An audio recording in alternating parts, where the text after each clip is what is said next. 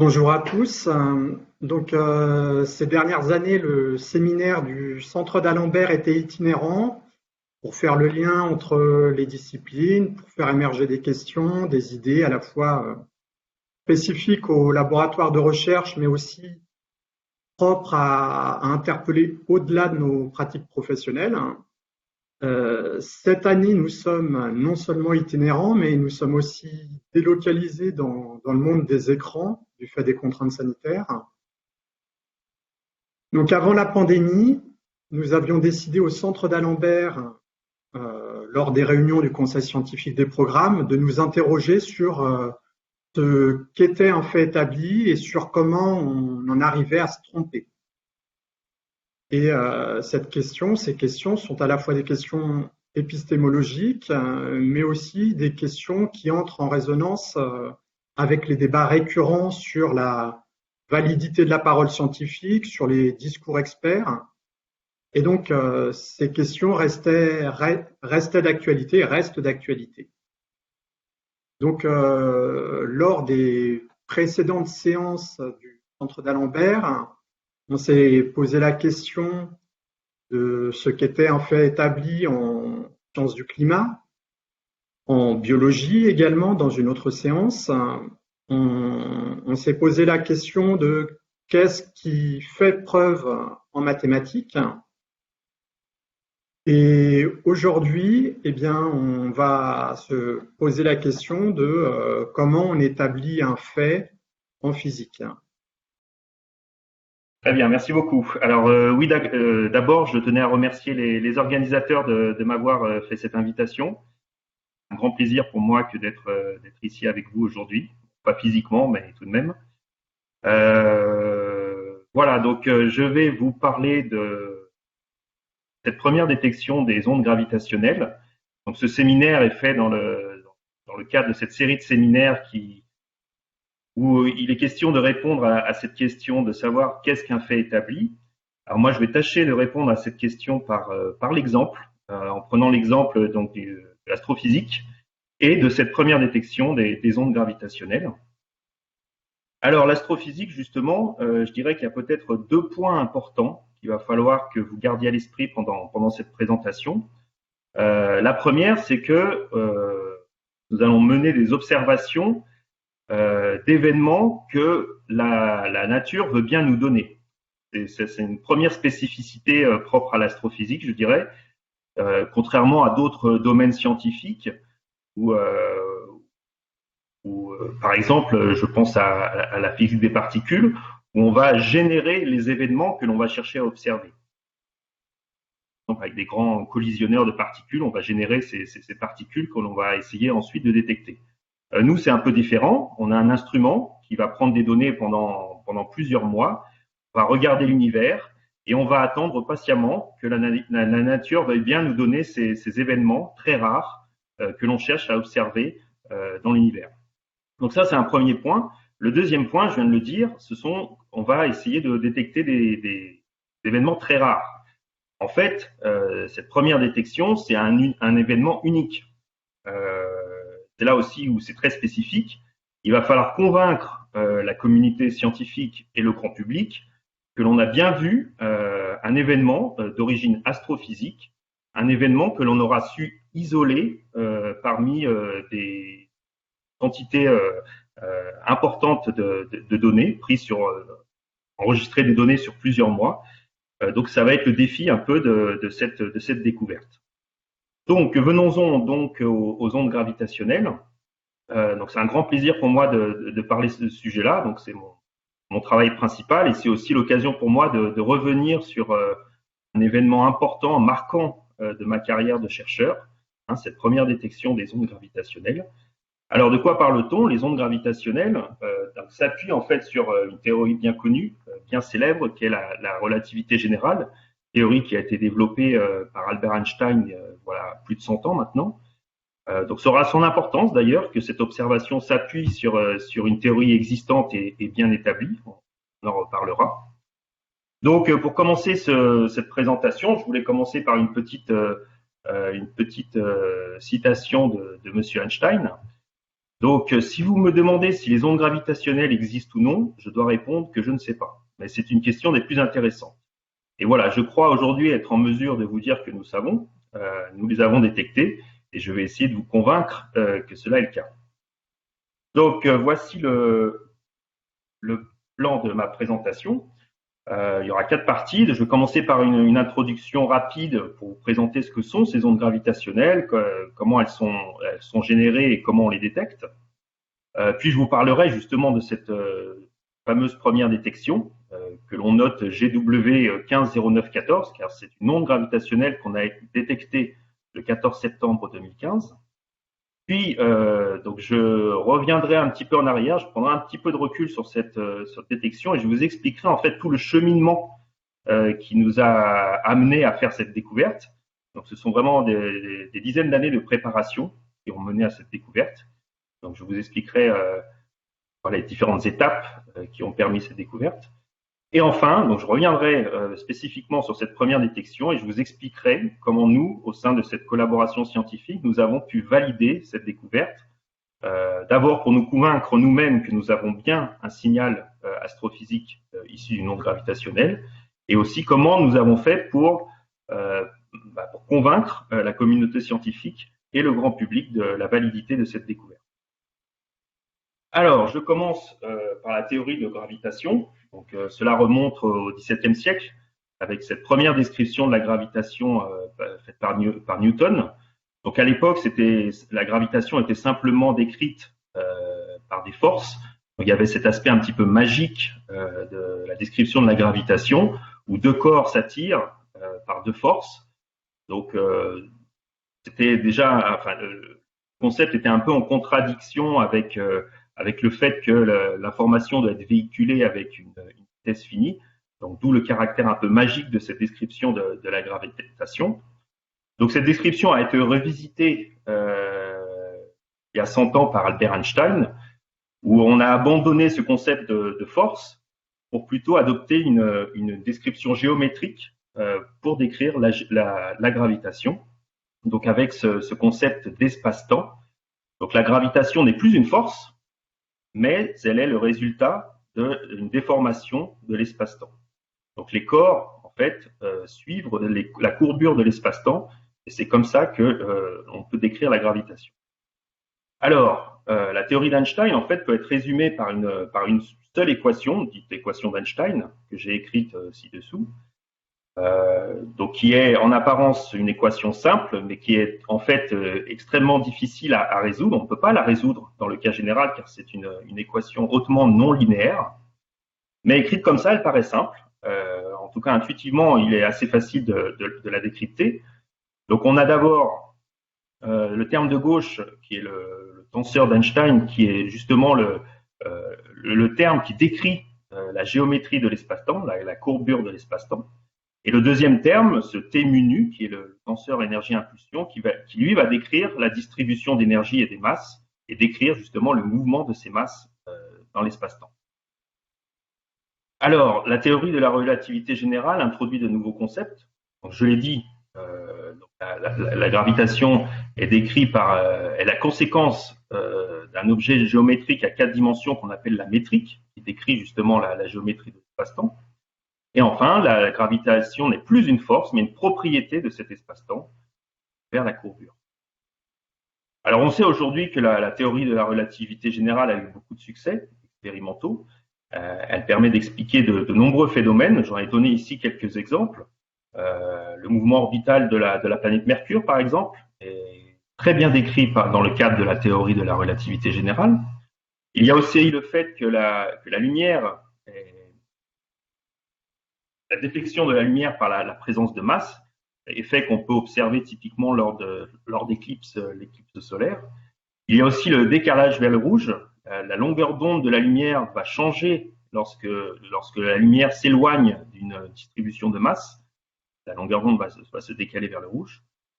Et puis enfin, je cite un autre exemple qui sont les lentilles gravitationnelles. Là encore, la lumière est défléchie par la présence de masse. On voit ici l'image d'une galaxie lointaine qui est en fait derrière cet objet massif au premier plan.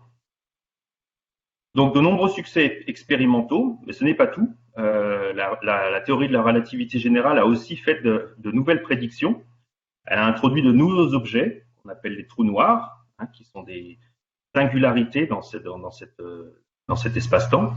Et bien sûr, le dernier point qui va nous intéresser aujourd'hui, ces fameuses ondes gravitationnelles. Alors, les ondes gravitationnelles, venons-en. Donc, Einstein a très vite compris que c'était là une conséquence de sa théorie. Donc, je donne ici le papier qu'il a publié en 1916, donc un an après le développement de la théorie de la relativité générale. Papier où, justement, il parvient à résoudre son équation, l'équation d'Einstein que j'ai montrée précédemment, dans un cas bien particulier, en fait, que l'on voit ici donné dans l'introduction de sa publication, où il écrit la métrique G mu nu ici, qu'il décompose comme une métrique plate de Minkowski, c'est ce terme delta mu nu ici, et il ajoute à cela une petite perturbation, infiniment petite, notée ici gamma mu nu. Et en explicitant la métrique de cette façon, il est possible de résoudre l'équation d'Einstein complètement. Et on s'aperçoit que ce terme ici que l'on a rajouté gamma mu nu vérifie une équation d'onde. Donc justement, ces ondes gravitationnelles dont il est question. Et donc il s'agit en fait d'une onde qui se propage dans la structure même de l'espace-temps, ce sont les ondes gravitationnelles. Alors au début, ces ondes gravitationnelles étaient surtout vues comme une curiosité. Et en fait, il a fallu attendre les années 70 pour avoir la première preuve de leur existence. Ça a valu d'ailleurs le prix Nobel à ces deux physiciens, messieurs Hulse et Taylor. Donc ces deux physiciens ont découvert un nouveau type de pulsar, un pulsar dit binaire, puisqu'il s'agit en fait d'un système binaire de deux objets, deux étoiles à neutrons, dont l'une d'entre elles est un pulsar. Alors un pulsar, c'est une étoile à neutrons qui est en rotation sur elle-même et qui produit ce signal électromagnétique pulsé, dû à la rotation de l'étoile, et avec une cadence extrêmement précise. Alors en observant ce système sur plusieurs années, ce qui a été montré, en fait, cela a permis de mesurer la période orbitale du système au cours du temps. Et on s'aperçoit ici, ce sont les points qui ont été relevés, vous voyez, sur plus de 30 ans, que cette période orbitale diminue avec le temps. Et on peut expliquer cette diminution avec la production d'ondes gravitationnelles. Et effectivement, vous voyez ici, on a la prédiction issue de la théorie de la relativité générale. On peut prédire cette diminution de période orbitale uniquement avec l'émission d'ondes gravitationnelles. Donc le système va perdre de l'énergie et donc sa période va elle aussi diminuer avec le temps en suivant exactement ce qui est prédit dans le cadre de la relativité générale. Donc juste cela pourrait suffire à la limite pour démontrer l'existence des ondes gravitationnelles. Cependant, ce n'est pas une détection directe de ces fameuses ondes gravitationnelles. Alors, essayons de détecter ces ondes gravitationnelles. Alors voici le principe de détection. Donc il faut imaginer un cercle de masse libre comme représenté sur ce schéma. Et imaginons qu'une onde gravitationnelle traverse le plan de ce transparent. En fait, il va modifier en fait la structure de l'espace-temps de façon périodique, et donc les distances vont être modifiées. On voit ici où on voit des contractions, des dilatations périodiques de l'espace-temps qui va modifier de façon périodique aussi les distances entre les masses libres. Alors l'amplitude de l'onde gravitationnelle est directement donnée par ces contractions et dilatations de l'espace-temps. On voit ici l'amplitude h est simplement la variation relative de distance entre ces points, delta L sur L. Alors le seul souci, si on veut détecter ces ondes, c'est qu'il va falloir pouvoir mesurer des amplitudes extrêmement faibles, de l'ordre de 10 puissance moins 21.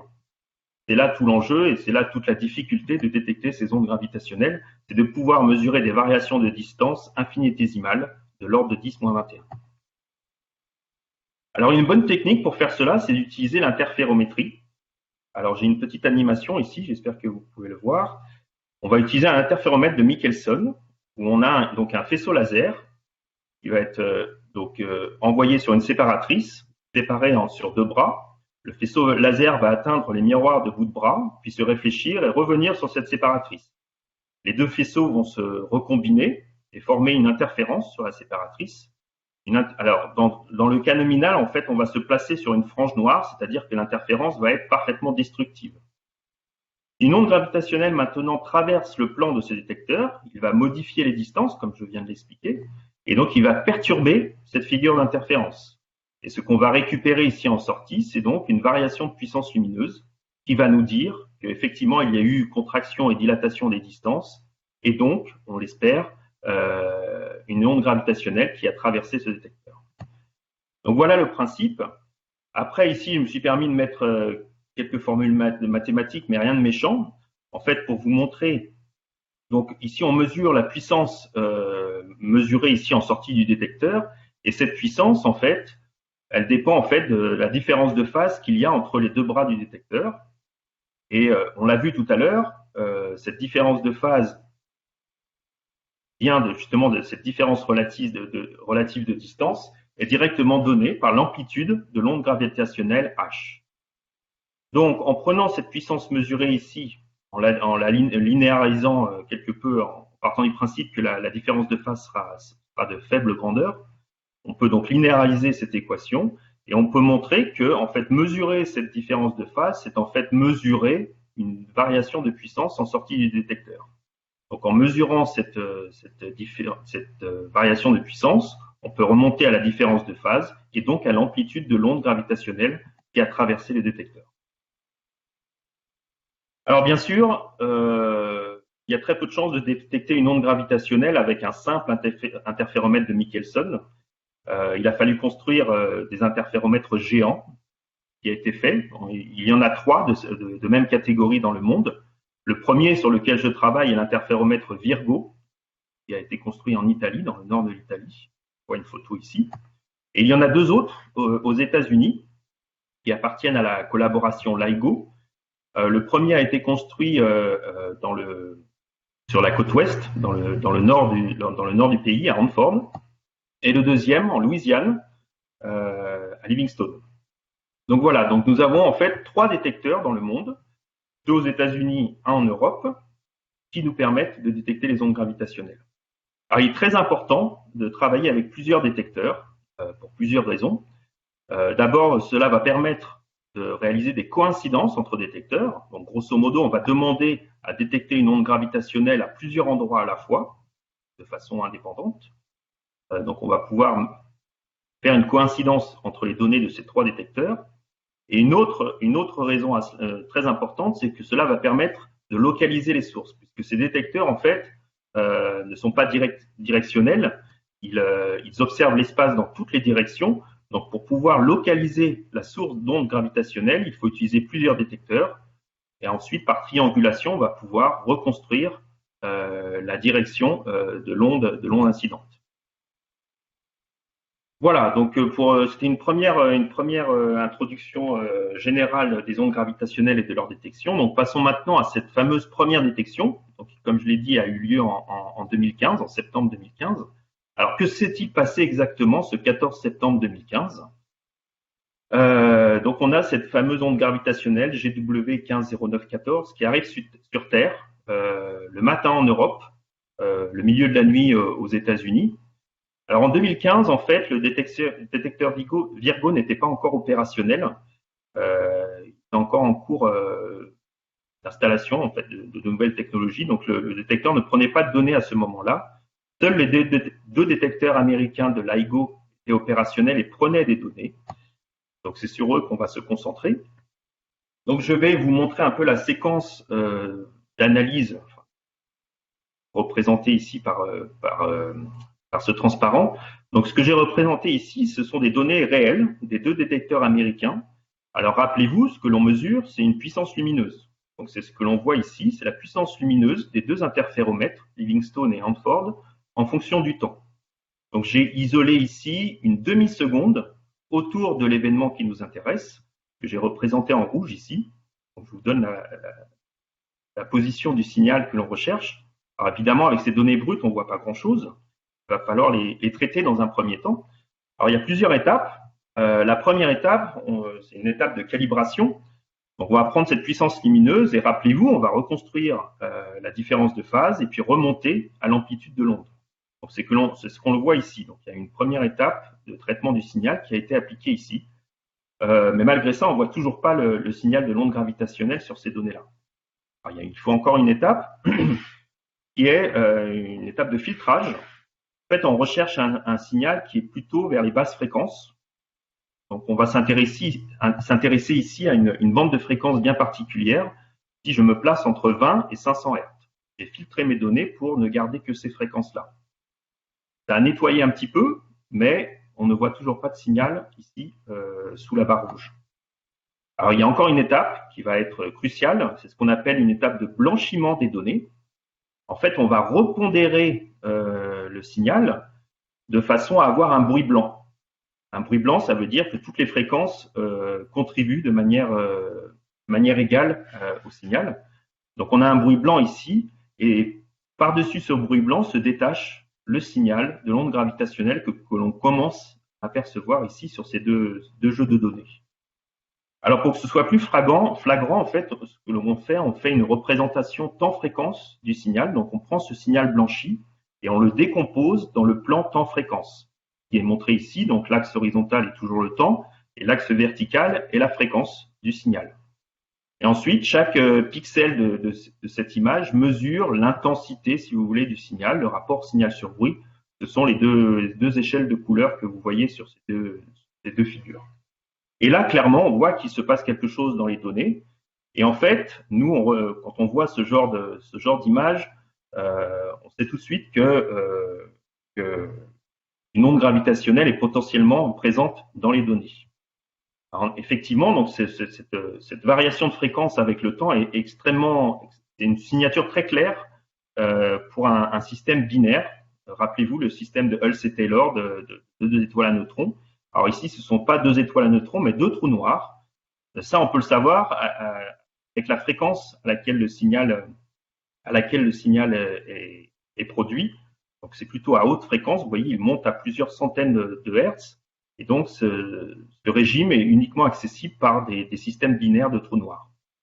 Et enfin, en regardant comment le signal ou plutôt comment la fréquence évolue avec le temps, on peut estimer les masses qui entrent en jeu, les masses du système binaire.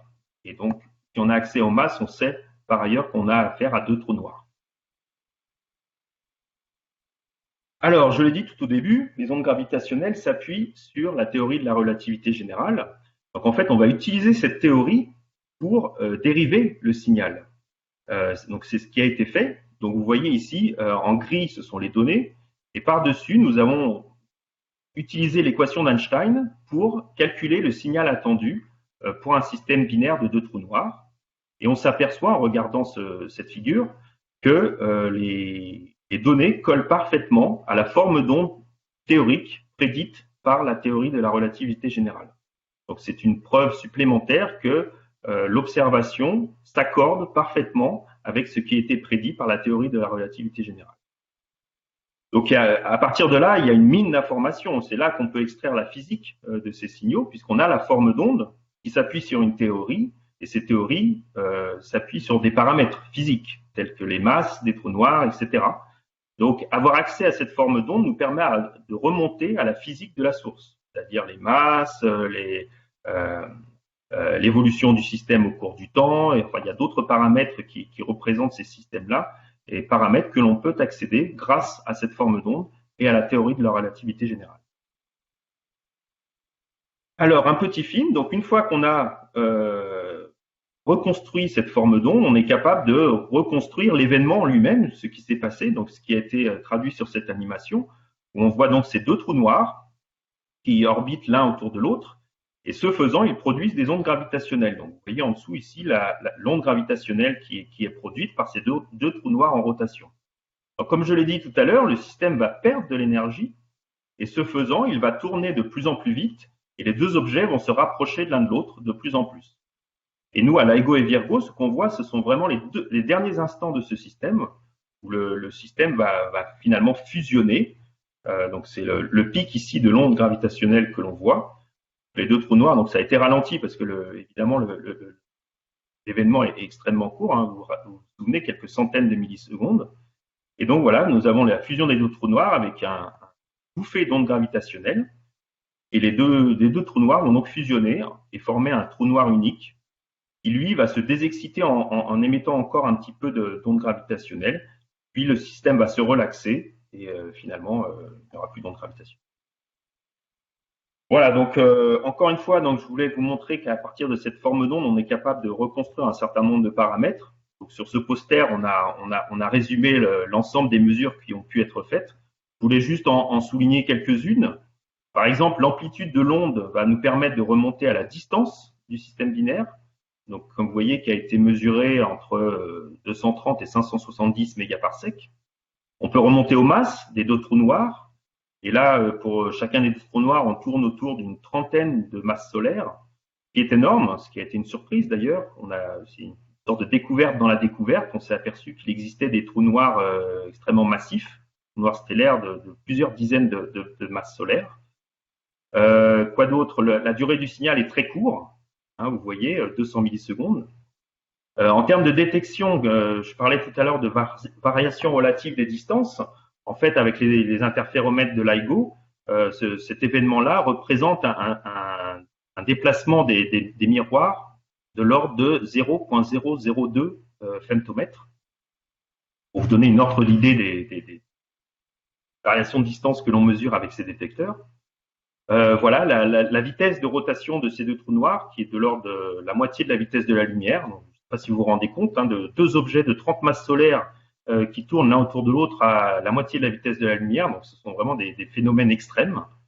Et d'ailleurs, quand on regarde l'énergie émise sous forme d'ondes gravitationnelles, c'est colossal. Hein, c'est 3 soleils qui partent en ondes gravitationnelles que l'on a pu détecter, nous, sur Terre.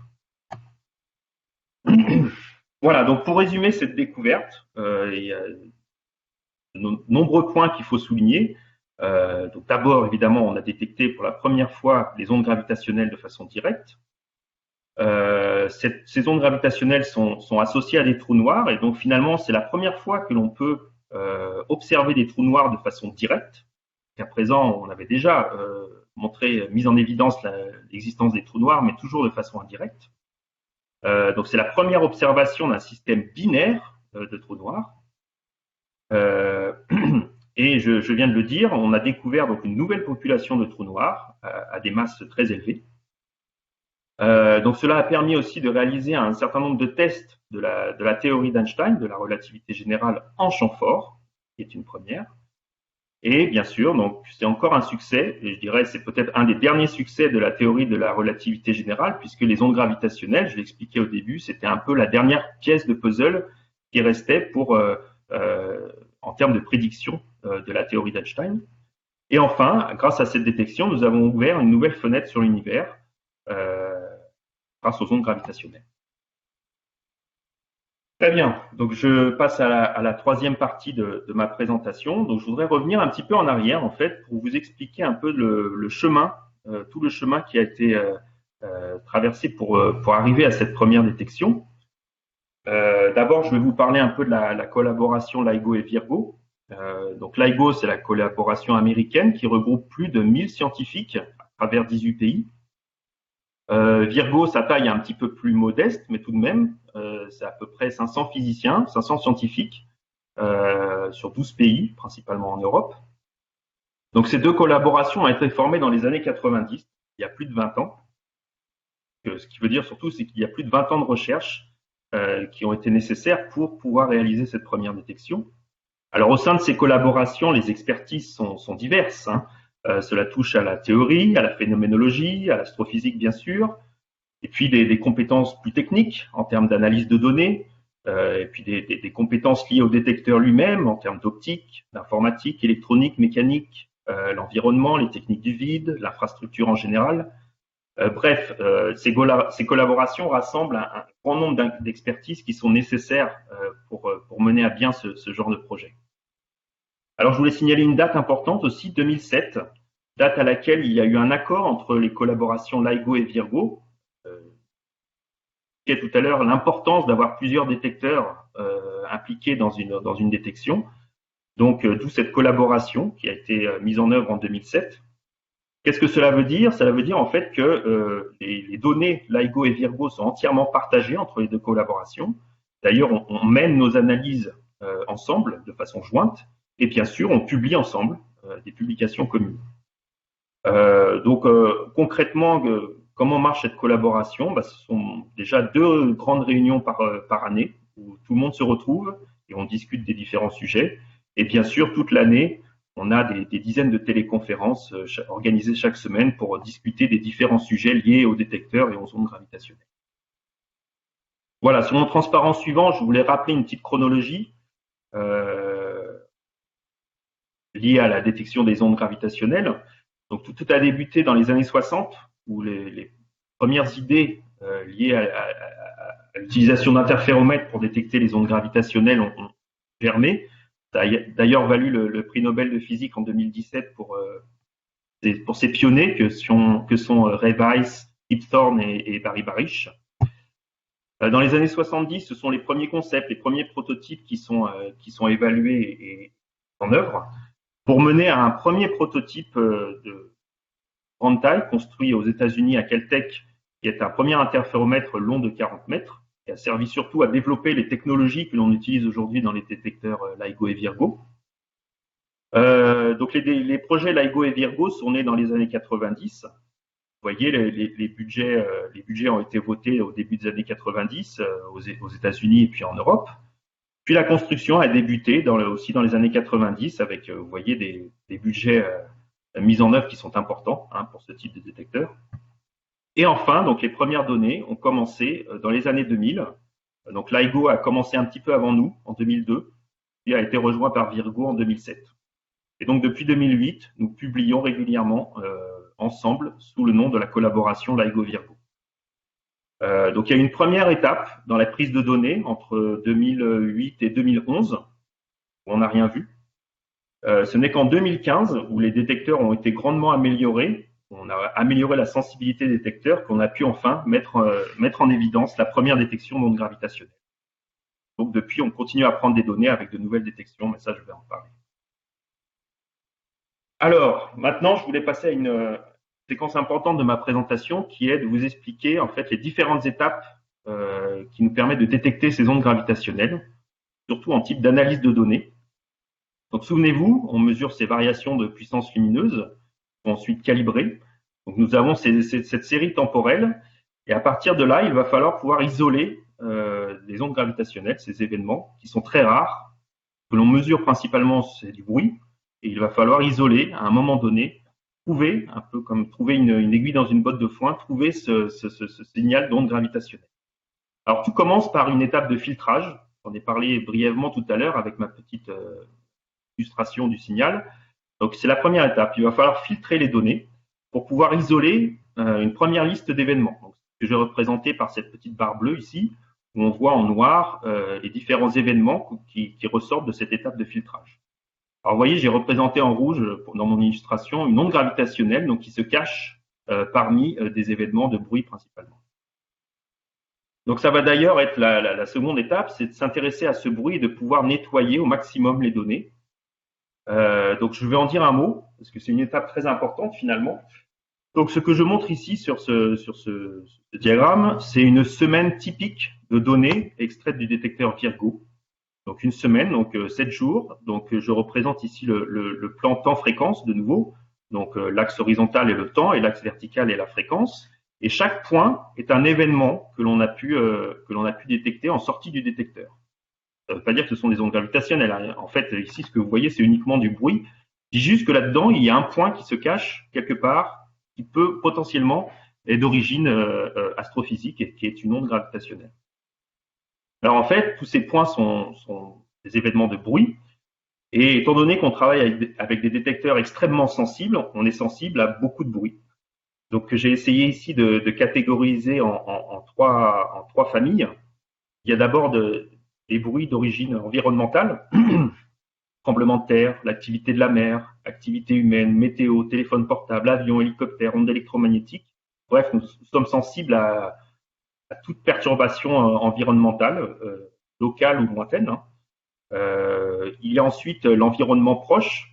Donc quand je parle ici des éléments qui composent le détecteur finalement, les ventilateurs, les pompes à vide, l'air conditionné, les émissions électromagnétiques émises par les câbles électroniques. Donc nous sommes sensibles à tous ces effets-là. Et puis enfin, il y a les bruits produits par l'instrument lui-même. Il y a de la lumière diffusée, vous savez, ce faisceau laser qui parfois tape là où il n'est pas censé taper et qui rebondit et qui produit ces faisceaux de lumière diffusée qui nous parasitent. Il y a les impuretés du vide, des bruits liés au contrôle du détecteur, à l'électronique, etc. Bref, c'est une forêt de bruits qu'il va falloir comprendre. Il y a tout un groupe de personnes dans la collaboration LIGO-Virgo qui travaillent uniquement là-dessus, à essayer de comprendre ces bruits. Donc, si je peux prendre un exemple ici sur cette illustration, vous voyez à basse fréquence ici ces petits paquets de points là qu'on voit qui sont distribués un peu de manière périodique, de manière journalière. Vous voyez, chaque jour il y a un excès de bruit à basse fréquence. En fait, ici, donc après avoir étudié ces phénomènes, on s'est aperçu que c'est l'activité humaine qui est responsable de ces bruits. Effectivement, hein, ça correspond à la journée quand les gens travaillent. On voit même ici qu'il y a une petite accalmie à mi-journée qui correspond à la pause midi. Hein. On voit aussi que cette distribution de bruit, il n'y en a pas tous les jours. On voit ici, alors je crois que c'est du lundi au dimanche. Donc on voit l'effet du week-end où ça se calme un peu. Alors, en fait, on voit une autre population de bruit ici, sont les points oranges, qui sont dus à l'activité de la mer. Mais l'activité humaine, elle, se calme le dimanche. On peut remarquer aussi que le 15 août, jour férié, l'activité est beaucoup plus calme. Bref, il y a tout un travail qui est fait pour comprendre l'origine de chacun de ces points ici dans cette illustration.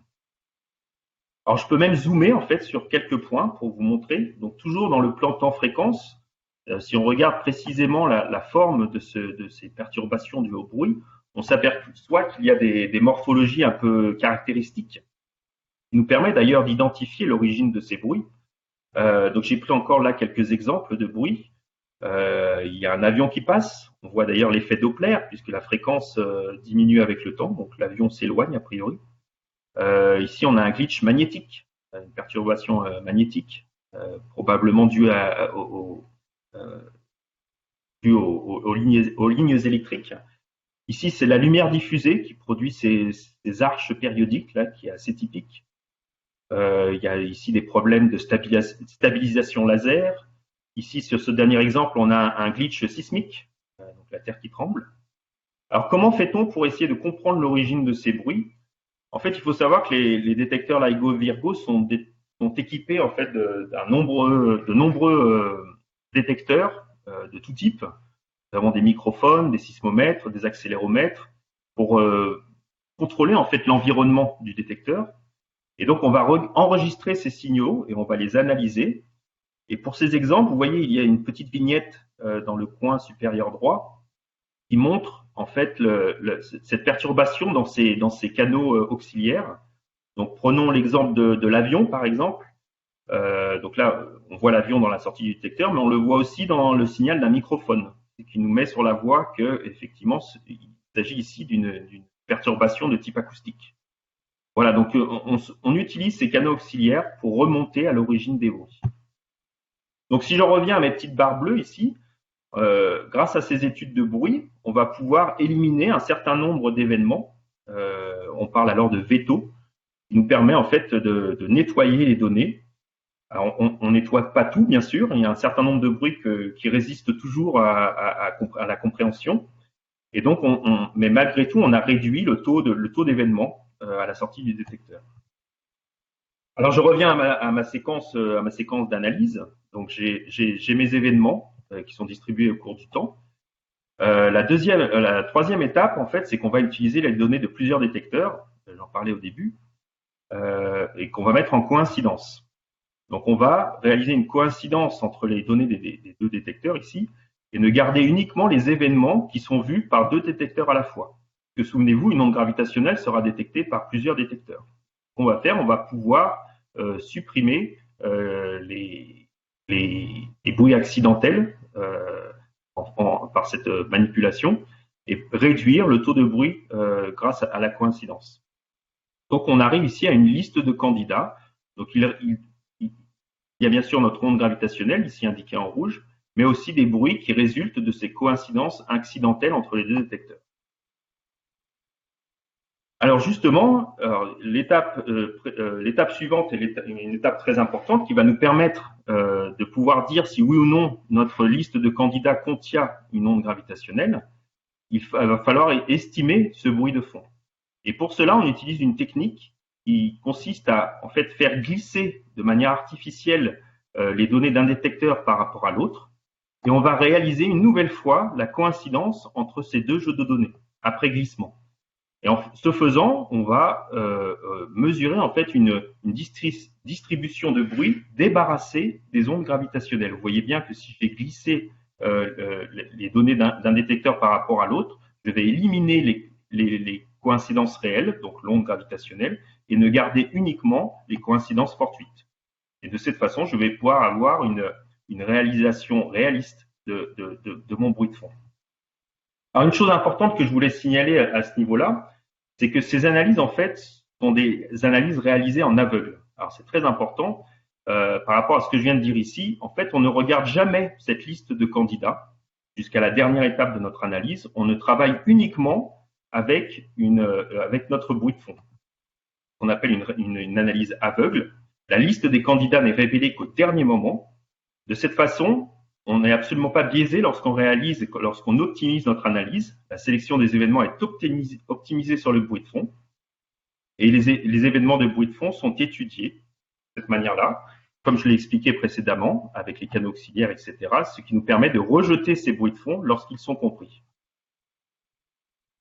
Une fois que l'analyse est optimisée, alors on dit qu'on ouvre la boîte et on regarde cette liste de candidats pour savoir si on a détecté une onde gravitationnelle. Donc c'est ce que l'on fait là, et c'est la manière habituelle de présenter nos résultats. Donc on va classer nos événements. Alors ici on utilise une recette qui donne plus ou moins l'intensité d'un événement, et qu'on va classer. Donc d'abord la distribution de bruit en noir, et on va placer par-dessus la distribution des candidats qui est ici indiquée en bleu. Et là on va pouvoir comparer ces deux distributions et donner une significance. Alors, je m'excuse pour l'anglicisme. On va donner, si vous voulez, la probabilité pour un candidat d'être compatible ou non avec la distribution de bruit. Et alors, en comparant ces distributions, on va peut-être pouvoir faire apparaître un événement qui se détache de la distribution de bruit de fond, et alors on pourra dire qu'on a détecté une onde gravitationnelle. Alors, si oui, on a gagné, on va pouvoir déclarer qu'on a trouvé une onde gravitationnelle. Si par contre la distribution des candidats est entièrement compatible avec la distribution de bruit de fond, alors nous mettrons des limites supérieures sur les modèles, etc., sur la physique. Alors je vous présente ici un résultat qui a été obtenu en 2011, donc avant la détection. Et pourtant, vous voyez sur ce schéma, il y a un point ici parmi les candidats qui se détache largement du bruit de fond. Alors peut-on dire pour autant qu'on a détecté une onde gravitationnelle? Alors en fait non. Alors oui, si. D'abord, à l'époque, on avait écrit un papier. Tout le monde était convaincu dans la collaboration qu'on avait détecté une onde gravitationnelle. Alors, on avait écrit un papier de découverte en 2011. Vous voyez, on avait même représenté le signal dans le plan temps-fréquence, et on retrouve cette signature très particulière pour un système binaire. Alors en fait, ce papier n'a jamais été publié puisqu'il ne s'agissait pas d'un vrai événement, mais d'un événement simulé, ce qu'on appelle une injection. Alors en fait, ce qu'il faut savoir, c'est avec les détecteurs d'ondes gravitationnelles, il est possible d'injecter de faux signaux physiquement en faisant bouger les miroirs. Donc les miroirs sont contrôlés. On utilise un système de bobines et d'aimants pour faire bouger ces miroirs et pour pouvoir simuler un signal d'onde gravitationnelle dans les détecteurs. Alors dans la collaboration, on aime bien se faire peur en quelque sorte, puisqu'il y a des injections qui sont injectées dans les données de façon secrète. Seule une poignée de personnes connaissent l'existence de ces injections. Alors il y a deux objectifs. Le premier, c'est de pouvoir tester nos analyses pour savoir si on est capable de retrouver ces signaux. Et l'autre objectif est aussi de garder la tête froide en cas de première détection, ne pas s'affoler. Et de faire les choses dans l'ordre et comme il se doit. Donc c'est ce qui s'est passé ici en 2010. On a découvert donc cet événement que l'on voit ici. On a écrit le papier, on a été jusqu'au bout, Et en mars 2011, lors d'une réunion de collaboration LIGO-Virgo, on a ouvert l'enveloppe, grand cérémonial que l'on a dans la collaboration, où on découvre si oui ou non de faux sillons ont été injectés dans les données. Et effectivement, cet événement était un faux signal qui avait été injecté dans les données. Alors, petite parenthèse, il y a eu c'est quelque chose qui est assez remarquable dans notre collaboration de faire cela. Et d'ailleurs, on avait été suivi par un sociologue à l'époque qui avait suivi en fait toute cette aventure et qui avait reporté en fait toute cette histoire dans un livre que je présente ici. Alors voilà, donc une première conclusion dans le cadre de ce séminaire sur ce qu'est un fait établi. Donc je vous ai présenté la méthodologie pour détecter ces ondes gravitationnelles. Donc plusieurs points importants à retenir. Donc d'abord, nous travaillons avec des détecteurs extrêmement sensibles à de petites variations relatives de longueur. Il a fallu développer des techniques pour comprendre et isoler les bruits instrumentaux, qui est un point essentiel pour ce type d'instrument. Nous avons mis au point des techniques d'analyse pour évaluer la distribution de bruit, que c'est toujours à elle que l'on va se comparer. Ensuite, des méthodes ont été introduites pour mesurer la probabilité pour un candidat d'être d'origine astrophysique. J'ai expliqué précédemment. Toutes nos analyses sont réalisées en aveugle pour ne pas biaiser les recherches. Et enfin, il y a ce système de blind injection qui consiste à injecter de faux signaux cachés dans les données pour désamorcer un peu cet effet de découverte et pour pouvoir encore mener nos recherches de façon non biaisée. Très bien, donc maintenant je vais passer à la dernière partie de cette présentation et revenir à cette première détection et vous expliquer tout ce qui a été fait pour valider cette découverte. Donc je reviens à ce 14 septembre 2015. Rappelez-vous, on travaille avec deux détecteurs, les deux détecteurs américains, et le signal est arrivé sur Terre. Alors c'était le matin en Europe. Donc, par chance, nous, en Europe, nous étions réveillés, on a pu assister à cette détection en temps réel. Les Américains ont dû attendre le lendemain matin. Alors, d'ailleurs, je vais vous raconter cette histoire, quasiment heure par heure, de ce 14, je me suis trompé dans la date, 14 septembre 2015. En fait, la première personne à réagir est ce jeune physicien Marco Drago, basé à Hanovre, qui nous envoie cet email. Je vous ai mis ici une copie d'écran de cet email maintenant célèbre. Donc cette personne était en fait responsable d'une analyse tourne en temps réel, puisque quelque chose que je n'ai pas dit est qu'on est capable de détecter les ondes gravitationnelles en temps réel, puisque nos analyses tournent en continu et donc en quelques minutes, on est capable de dire si oui ou non nous avons une onde gravitationnelle dans nos données.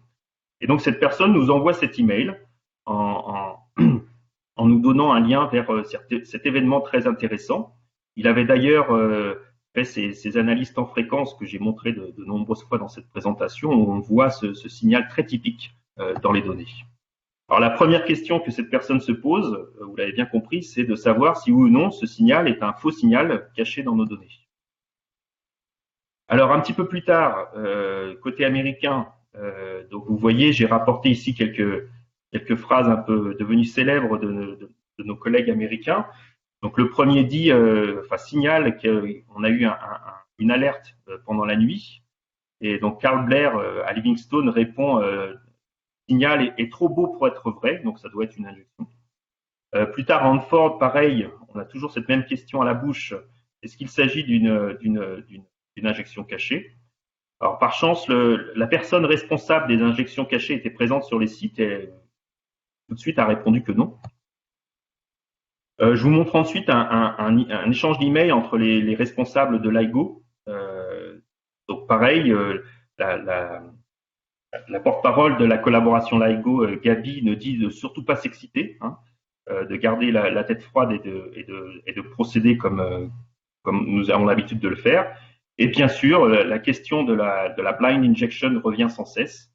Chacun rebondit sur cela pour savoir si oui ou non ce signal est vrai ou pas. Donc c'est une question importante en fait, même si ça a été écarté quasiment le jour même. En fait, cette question revenait sans cesse dans les discussions. Selon certaines personnes, le signal était trop parfait pour être vrai. les signaux, en plus, a été détecté dès le début de la prise de données. Quasiment le lendemain, on allume le détecteur et pof, on a cette détection. Et il y a même certaines personnes, alors ça peut sembler incongru, mais pourquoi pas, c'est une question qu'il faut se poser pour une première détection. Est-il possible qu'il s'agisse d'une injection malveillante, qu'il y ait un piratage informatique et que des gens injectent un faux signal dans nos données? Donc ces questions ont été traitées de façon systématique. On a vérifié un par un les canaux d'injection et en fait tous les canaux qui permettent le contrôle du mouvement différentiel du détecteur. Et enfin, on a aussi vérifié l'intégrité des systèmes informatiques pour s'assurer que ce signal n'était pas dû à un piratage informatique. Donc, au total, c'est 5 mois que nous avons passé à travailler sur cet événement. Alors, l'événement est disséqué par les experts des détecteurs. Comme je l'ai dit, on a caractérisé la qualité des données. Plusieurs analyses de données ont été conduites séparément, de façon indépendante, pour évaluer la significance de cette détection. Des analyses spécifiques ont été tournées pour évaluer les paramètres physiques du système binaire, qui a permis ensuite de procéder à des interprétations astrophysiques en termes de formation de ces systèmes binaires de deux trous noirs, de l'environnement stellaire, etc. On s'est aussi penché sur les conséquences théoriques de cette détection, que la théorie de la relativité générale décrivait bien ce qui a été observé. Et enfin, il a fallu bien aussi 5 mois pour préparer les papiers. Il y a eu un papier de découverte, mais aussi une dizaine de papiers qui ont accompagné cette découverte pour interpréter les résultats, etc. Et enfin, il a fallu préparer la conférence de presse pour présenter cette découverte à la communauté scientifique et au grand public. Donc, je vais passer rapidement sur ce slide-là. Donc, c'est pour vous montrer une nouvelle fois notre événement que l'on compare à la distribution de bruit de fond, ici en noir.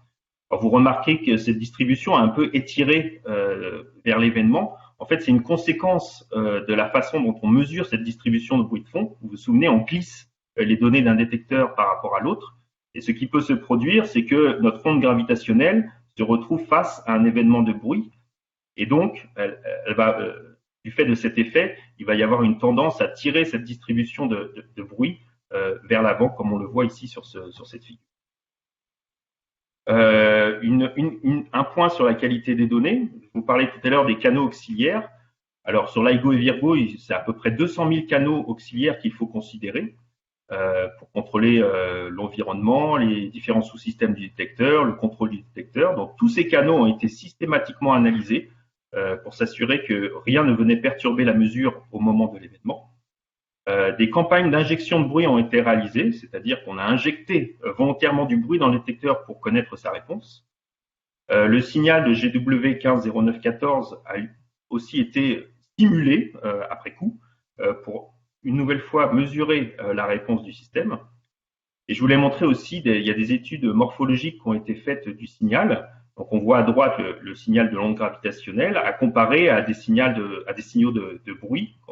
J'ai un exemple ici qui ressemble plus ou moins à un signal d'onde gravitationnelle.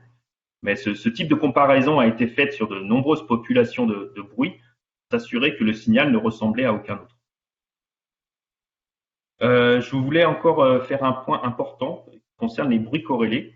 Donc, souvenez-vous, notre méthode pour estimer le bruit qui repose sur les coïncidences fortuites entre les jeux de données de deux détecteurs. On utilise cette technique de glissage des données. Alors, cette méthode tient bien si on suppose que les bruits entre les deux détecteurs sont complètement décorrélés. C'est assez raisonnable étant donné que les deux détecteurs sont très éloignés l'un de l'autre. Il n'y a pas de raison qu'un bruit affecte les deux détecteurs à la fois. Sauf qu'il faut s'en assurer. J'ai représenté ici en vert, vous voyez, un bruit corrélé. Imaginez une source de bruit unique qui donne un événement dans les deux détecteurs à la fois. Si on glisse les données, ce genre de corrélation va disparaître. Et on va donc l'ignorer en faisant cela. Donc il faut donc s'intéresser à ces bruits corrélés et essayer de voir s'il existe ce type de bruit dans les données. Alors il y a plusieurs effets que l'on peut imaginer peuvent donner des bruits corrélés. Je donne une liste ici, les tempêtes solaires, les rayons cosmiques, les orages magnétiques de la haute atmosphère, les communications radio. tous ces effets pourraient potentiellement affecter tous les détecteurs à la fois de façon simultanée. J'ai donné un exemple ici d'un orage magnétique qui a été en fait capté sur les 3 sites, LIGO et Virgo, en même temps dans des sondes magnétiques. On voit ici le signal de cet orage magnétique détecté aux 3 endroits à la fois et de manière simultanée. Alors bien sûr, ça s'appuie encore une nouvelle fois sur ces canaux auxiliaires qui nous permettent d'isoler ce type de bruit et de les écarter de nos données. Donc dans le cas de GW150914, nous nous sommes assurés qu'il n'y avait pas ce type de bruit corrélé dans les données. Encore un dernier point, et j'en reviendrai à la fin de ma présentation, un aspect qui me paraît essentiel dans la vérification de cette détection, c'est de pouvoir rendre les données publiques de façon à ce que les données puissent être regardées non seulement par la collaboration Virgo, mais aussi par n'importe quelle autre équipe de scientifiques. Les données sont ouvertes et elles sont susceptibles d'être contestées. Donc donc les données LIGO Virgo sont mises à disposition du public sur un site web. Vous pouvez tous accéder si vous. Et en plus des données, d'ailleurs, la collaboration LIGO Virgo met en place des tutoriaux et des outils d'analyse que les gens peuvent utiliser à leur guise. Alors bien sûr, il y a un risque à cela, c'est que nos données soient contestées et que l'on affirme soient contestées. Et c'est d'ailleurs, alors il y a eu de nombreuses contestations de cette première détection. Je voulais en citer une qui a fait pas mal de bruit dans la communauté. Donc c'est un papier ici produit par une équipe danoise, donc qui remettait en question cette première détection.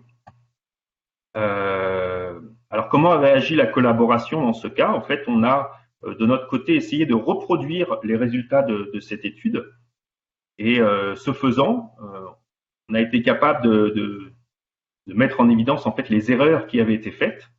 Donc il y a toute une discussion qui a été établie entre les auteurs de ce papier et la collaboration LIGO Virgo. A commencé ici une première réponse que la collaboration avait écrite dans un blog, donc pour répondre à ces chercheurs, en leur expliquant là où on pensait qu'ils avaient fait des erreurs. Alors d'ailleurs par la suite, les auteurs de ce papier ont accepté, enfin ont reconnu que des erreurs avaient été faites, et donc finalement c'est comme ça que cette histoire s'est terminée. Voilà, et il reste encore un point pour montrer en fait comment établir un fait. Alors je vous ai parlé ici d'un événement unique. En fait, un très bon moyen d'asseoir une découverte comme celle-là, c'est de la reproduire. Et c'est ce qui s'est passé en fait dans les années suivantes. Nous avons reproduit des détections avec de nouveaux systèmes, bien sûr.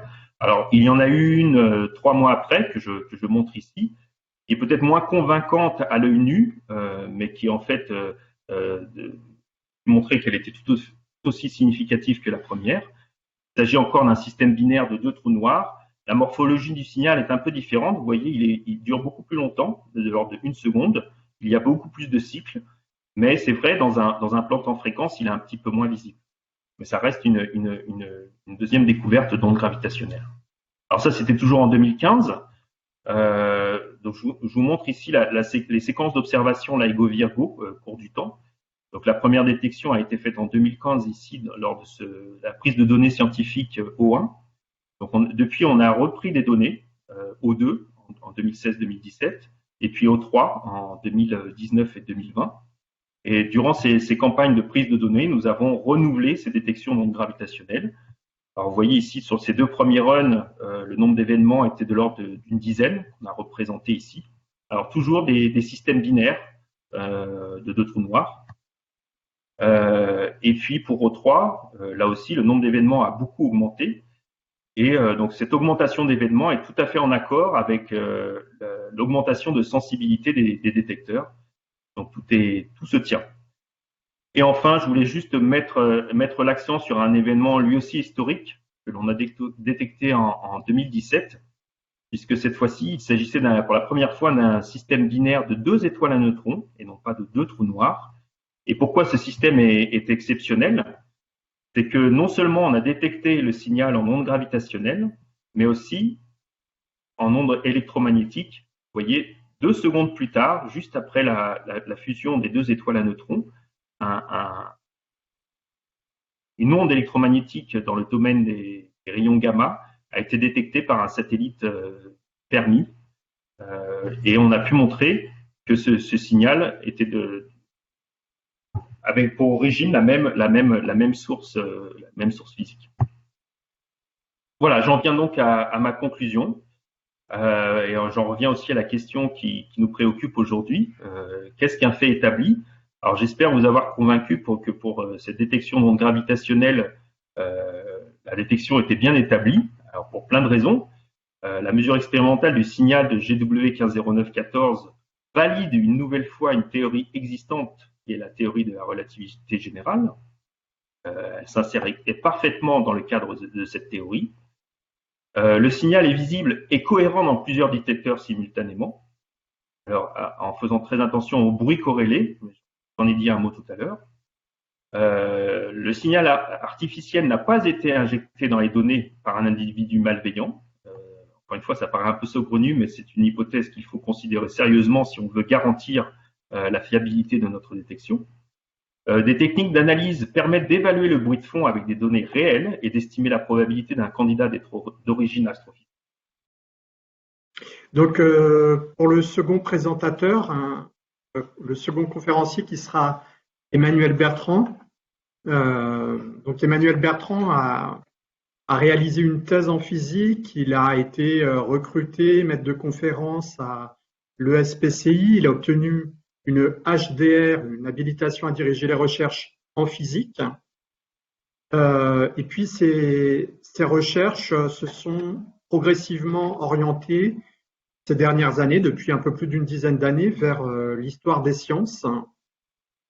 Tout en restant à l'ESPCI, il est également chercheur au Centre Coiré, qui est un laboratoire d'histoire des sciences. Et donc, c'est cet autre point de vue sur comment on établit des faits en physique que l'on voulait qu'Emmanuel Bertrand nous présente. Donc, je laisse la parole à Emmanuel Bertrand. Merci Julien et merci à l'ensemble des organisateurs de m'avoir invité. Alors, qu'est-ce qu'établir un fait en sciences de la nature et particulièrement en physique? Existe-t-il des faits bruts en physique? Ou bien un fait scientifique en physique ne peut-il être établi comme tel qu'après l'intervention d'une médiation humaine, sociale, interprétative ou instrumentale? On peut tenter de répondre à cette question par le recours à la philosophie, en mobilisant des réflexions sur la théorie de la connaissance, par exemple celle du philosophe allemand Ernst Cassirer, né dans l'Empire allemand en 1874, et représentant d'une variété de néo-kantisme désignée sous l'appellation d'école de Marbourg. Dans son célèbre ouvrage de 1910, Substance et fonction, Cassirer s'attache, entre autres, à analyser l'articulation entre expérimentation et théorie dans les sciences physiques. Dans ce cadre, il écrit, je le cite, « Tout fait suppose, pour être établi, une loi en forme d'hypothèse et ne reçoit sa détermination qu'en référence à une telle loi. » Fin de citation. Le philosophe exprime ainsi l'idée qu'il n'existe pas de fait brut en physique et qu'établir un fait implique de mobiliser une théorie préexistante, seule à même de nous permettre d'interpréter un événement expérimental comme fait. On pourrait multiplier ainsi les réflexions philosophiques pour explorer en profondeur cette question de l'établissement d'un fait en physique. Mais j'ai choisi de privilégier une approche empirique en m'appuyant sur l'étude de 2 cas en histoire de la physique. Le premier concerne l'histoire de la mise en évidence de la propagation des ondes électromagnétiques et de leur détection par le physicien Heinrich Hertz autour de 1888, tel que relaté par 2 historiens des sciences français, Michel Athènes et Dominique Pestre, dans leur ouvrage de 2002 intitulé Heinrich Hertz, l'administration de la preuve, paru aux presses universitaires de France. Le second cas que j'aborderai a été étudié par le sociologue des sciences britannique Harry Collins, qui est précisément le sociologue dont Florent Robinet vous parlait tout à l'heure. Donc, dans son article de 1975 pour la revue Sociology, traduit en français en 1990 sous le titre « Les 7 sexes, études sociologiques de la détection des ondes gravitationnelles ». Il s'agit là de l'histoire de la première tentative de détection d'ondes gravitationnelles par le physicien Joseph Weber dans les années 1960 et 1970. En plus de leur évidente différence d'époque, ces deux histoires offrent un contraste saisissant. Dans le premier cas, nous allons le voir, le phénomène étudié est entièrement fabriqué par le physicien, alors que dans le second cas, il s'agit de détecter un phénomène a priori présent dans l'univers, indépendamment de toute activité humaine. L'histoire de la détection des ondes électromagnétiques commence donc avec les travaux effectués par le physicien allemand Heinrich Hertz au cours des années 1887 et 1888 à l'université de Karlsruhe.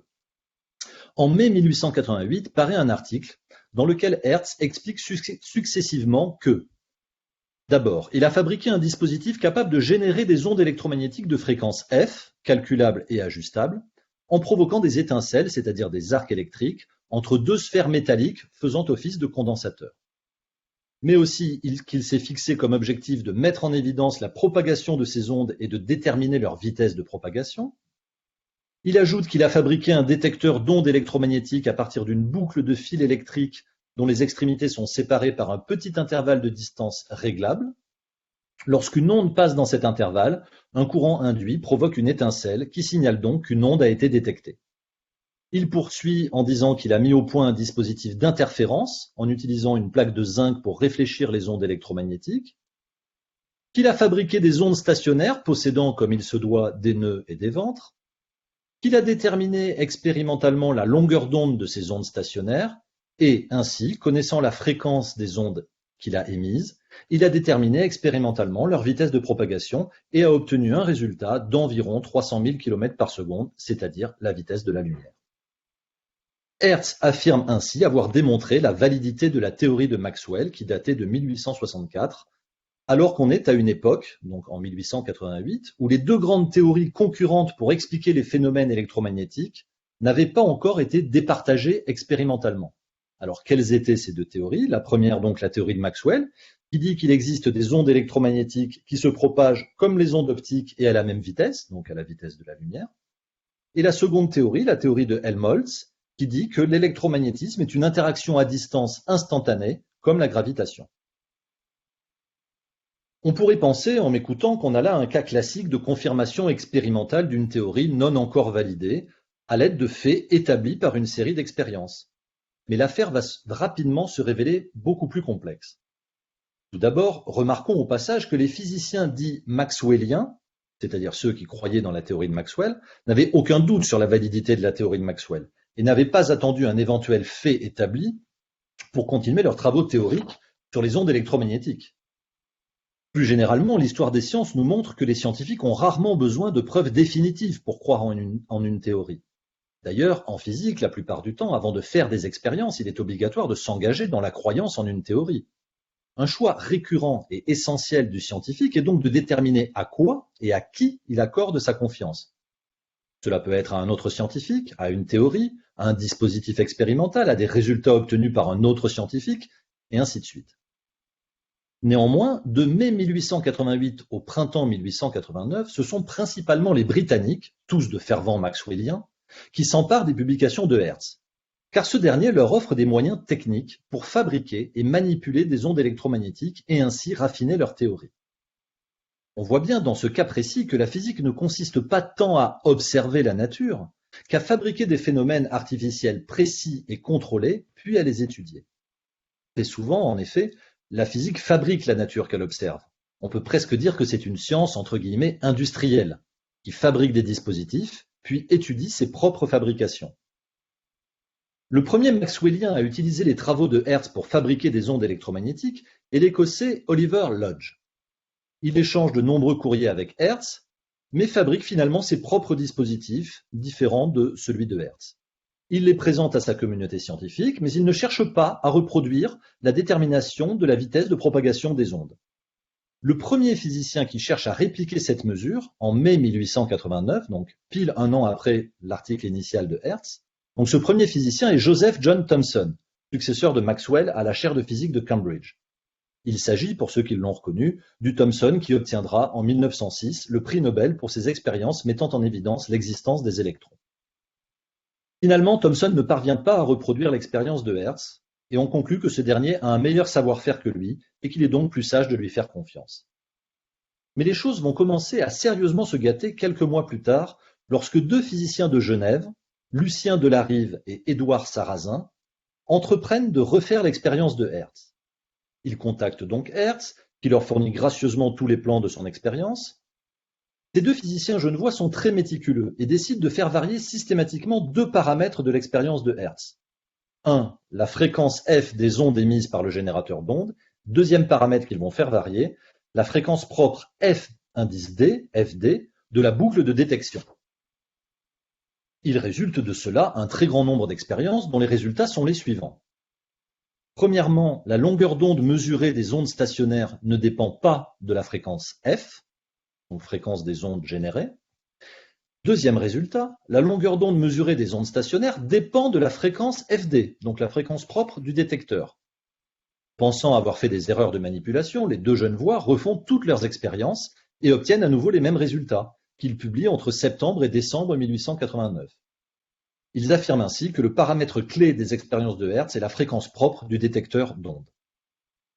Le physicien français Alfred Cornu, académicien, publie alors un commentaire, un compte-rendu de l'Académie des sciences de ses travaux, dans lequel il affirme « Soit Hertz a raison et la longueur d'onde ne doit dépendre que de la fréquence f, soit toutes les ondes émises par le générateur d'ondes n'ont pas la même fréquence et alors plus rien n'est clair. » Cornu, en fait, n'est pas maxwellien et il est ravi de conclure que l'expérience de Hertz est incompréhensible et ne démontre rien en ce qui concerne l'existence des ondes électromagnétiques.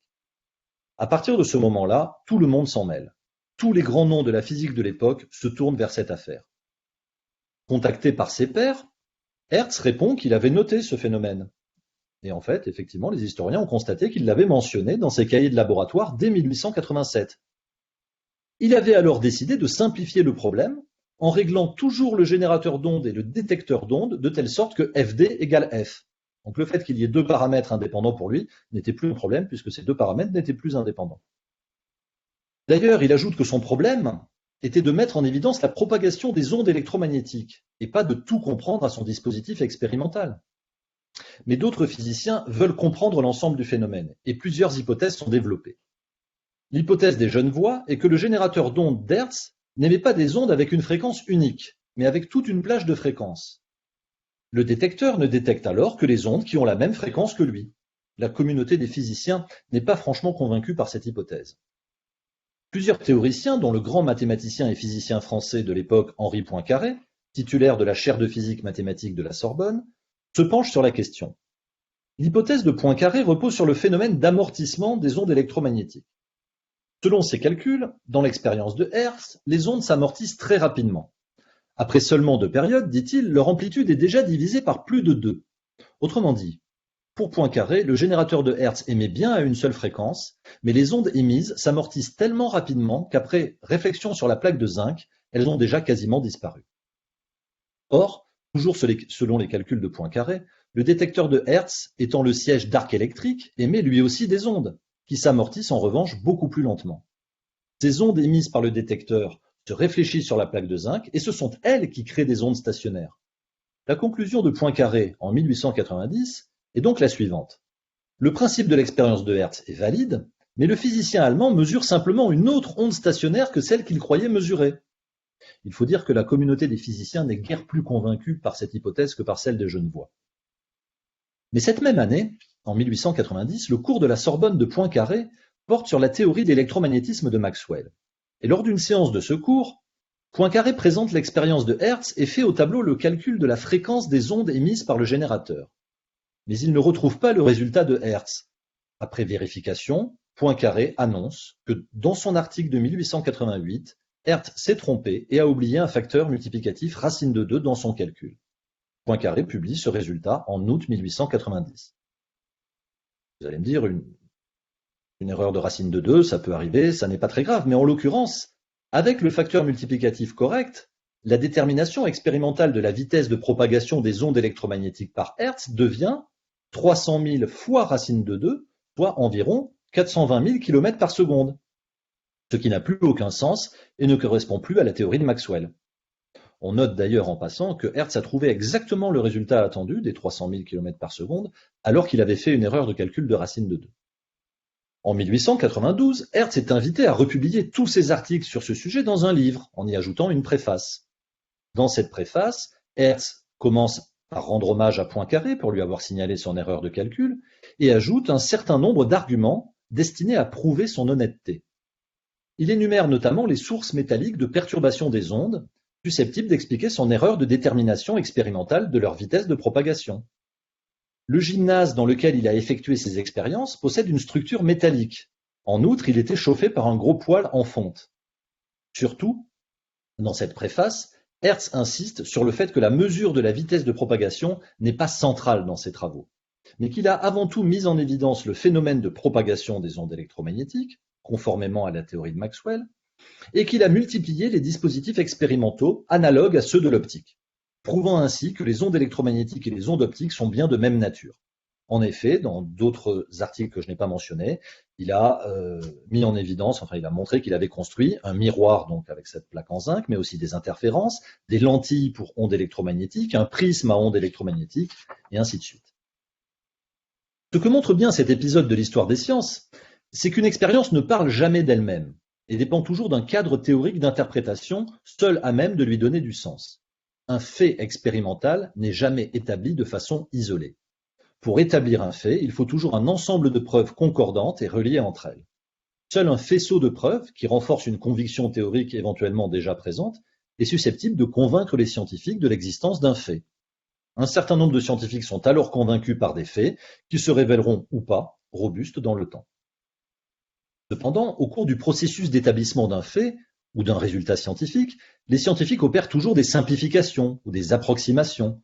Une expérience ne donne jamais un résultat simple, ne délivre jamais un fait brut. Tout le problème pour un scientifique est de savoir comment on donne du sens à un résultat expérimental, et finalement comment on convainc sa communauté de considérer à l'avenir ce résultat comme un fait établi. Pour y parvenir, il est toujours important de cumuler plusieurs indices convergents. Mais une expérience est toujours partielle et simplificatrice, et un expérimentateur doit toujours contourner des problèmes pour établir un fait et le faire reconnaître comme tel par ses pairs.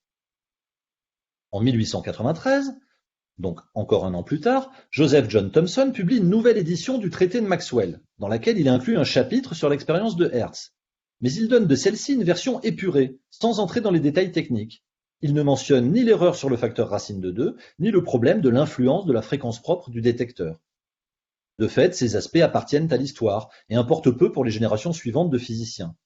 Thomson retient alors une version quasi mythique de cet épisode en écrivant, je le cite, « Hertz a découvert les ondes électromagnétiques ». J'espère vous avoir convaincu que pour être fidèle au déroulé des événements, il aurait plutôt fallu écrire « Hertz a fabriqué des ondes électromagnétiques, il leur a donné une forme maîtrisable, il a mis en évidence des phénomènes d'interférence, puis des ondes stationnaires, et il a finalement convaincu sa communauté scientifique en multipliant les expériences similaires à celles de l'optique. » De fait, le problème de l'influence de la fréquence propre du détecteur n'a jamais été résolu de façon convaincante pour toute la communauté et ne le sera certainement jamais. Mais à dire vrai, ce n'est pas bien grave et les scientifiques du domaine ont continué à avancer. Les scientifiques savent bien qu'ils doivent souvent se frayer un chemin au milieu de contradictions et de problèmes divers. Ils savent avancer dans le contradictoire. Souvent, la rationalisation intervient a posteriori sous forme d'un récit simplificateur du type « Hertz a découvert les ondes électromagnétiques » ou encore « La théorie de Maxwell a été validée ». Le reste des détails n'est alors plus très important. Dans le cas présent, pourquoi est-ce que, par exemple en 1897, donc seulement quelques années plus tard, plus personne ne pose le problème de l'influence du détecteur sur les résultats de l'expérience de Hertz? Tout simplement parce que les physiciens du domaine se sont déplacés vers d'autres questions, vers d'autres technologies. En 1897, plus personne n'utilise la technologie des étincelles pour détecter une onde électromagnétique, ni le dispositif de Hertz pour générer de telles ondes. En 1897, ce qui intéresse cette communauté de chercheurs, c'est de savoir comment utiliser les ondes électromagnétiques pour envoyer des messages, c'est-à-dire faire de la radio. Et c'est d'ailleurs en cette année 1897 que le physicien italien Guglielmo Marconi invente la radio. Dans ce contexte, tout comprendre dans une expérience de 1888, tout le monde s'en moque.